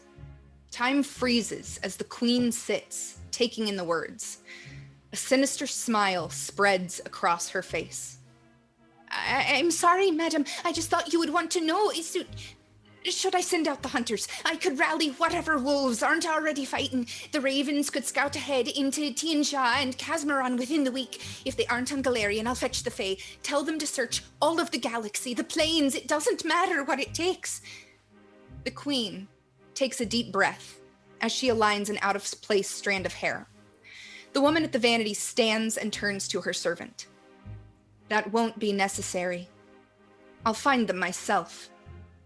She turns and walks through the mirror. As it shimmers, realities blend and we see a dark chamber and cauldron on the other side of the glass. The image fades, leaving the bespectacled servant staring at her own reflection in the queen's mirror. As Elvana steps through the mirror, her foot landing on rock and dirt, not ice anymore, the sound of the cauldron bubbling welcomes her. She leans over the vat of boiling liquid, closes her eyes, and whispers arcane phrases that few remember on the face of Galarian. The dark liquid calms, becoming glassy and still, projecting an image. Elvana peers down into the liquid as she watches. A river of souls looms before her. Souls separated from their earthly bodies, traveling on, searching for what comes next. Angels, devils, and demons all watch as the river flows through the plains, protecting the souls that may be their own joys and playthings soon enough. Elvana whispers into the liquid once again. A moment later, a small plague-filled demon flies up towards the surface of the cauldron's liquid. Inform Kostichikai that I need this one. He can deal with Pharasma this time. Knowing it must be found before reaching the boneyard, Elvana dares not blink until her icy cold eyes land on what she is looking for.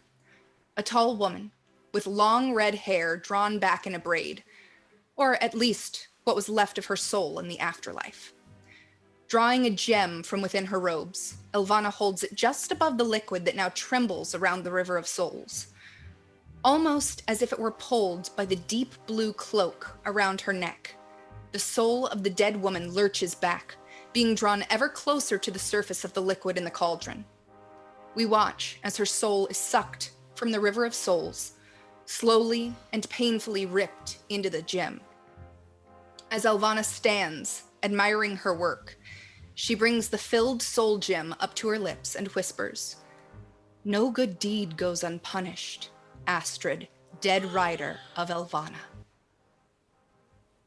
And that's where we're going to put a bookmark in our story for now. Amy, I have so many questions, and I know that you can't reveal things, and we have to wait and we have to let it play out. But there's one thing that I absolutely have to know. I won't get through the next couple of weeks without it. Did the frost giant in the pit die from the spikes? Did I kill the frost giant with my own magic? There's a reason that frost giant was the first out.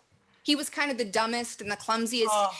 And that next climb, he took a bad dive back down to the bottom and just went kaput in your pit. That is good. That is good to know. Wow. It's all worth it now. Oh no. Wow. Astrid, no! I know, what would have happened if one of us hadn't died by now? I think she was planning on it. I hope you guys had as much fun as I did tonight. I know tonight was crazy. Let's say hi to chat real quick. Say hello before we say goodbye. Sarah BC1's like, WTH, Nessie of the Lake called Ness says, no! Fractured Avatar says, oh crap, I rescind my proposal! Jason Kim 86 says, dun dun dun! People are going out of their minds. I'm going out of my mind here. Oh no. You said the blue cape and I was like, I know, the red hair pulled back into a braid and I was like, oh. I watched Candace's eyes go into dinner plates. I was just like, boom!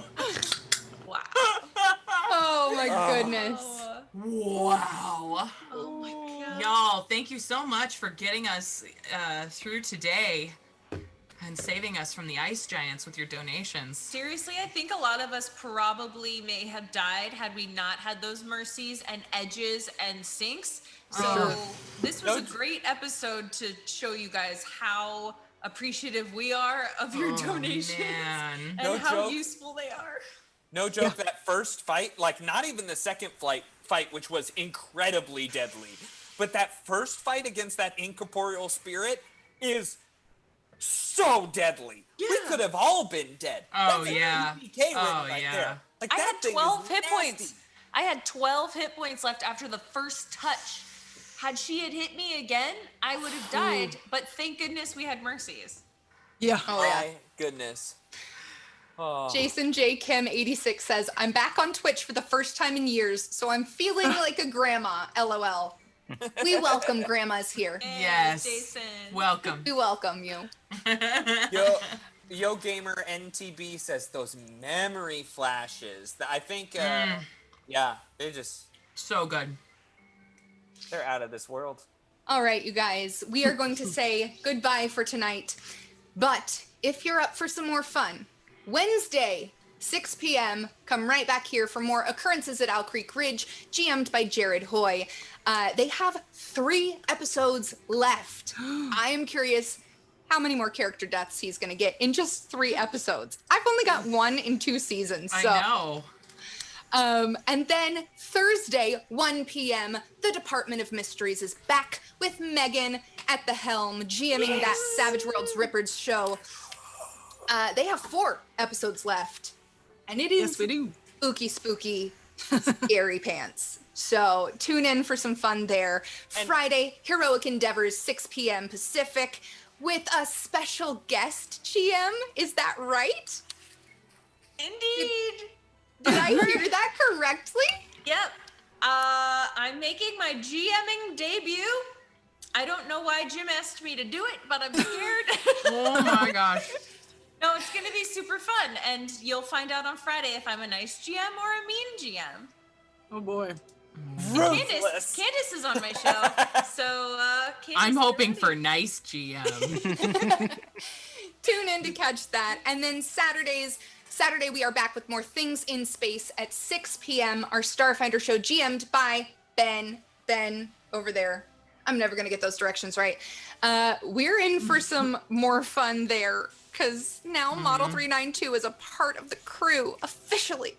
And I am so excited to see what happens next.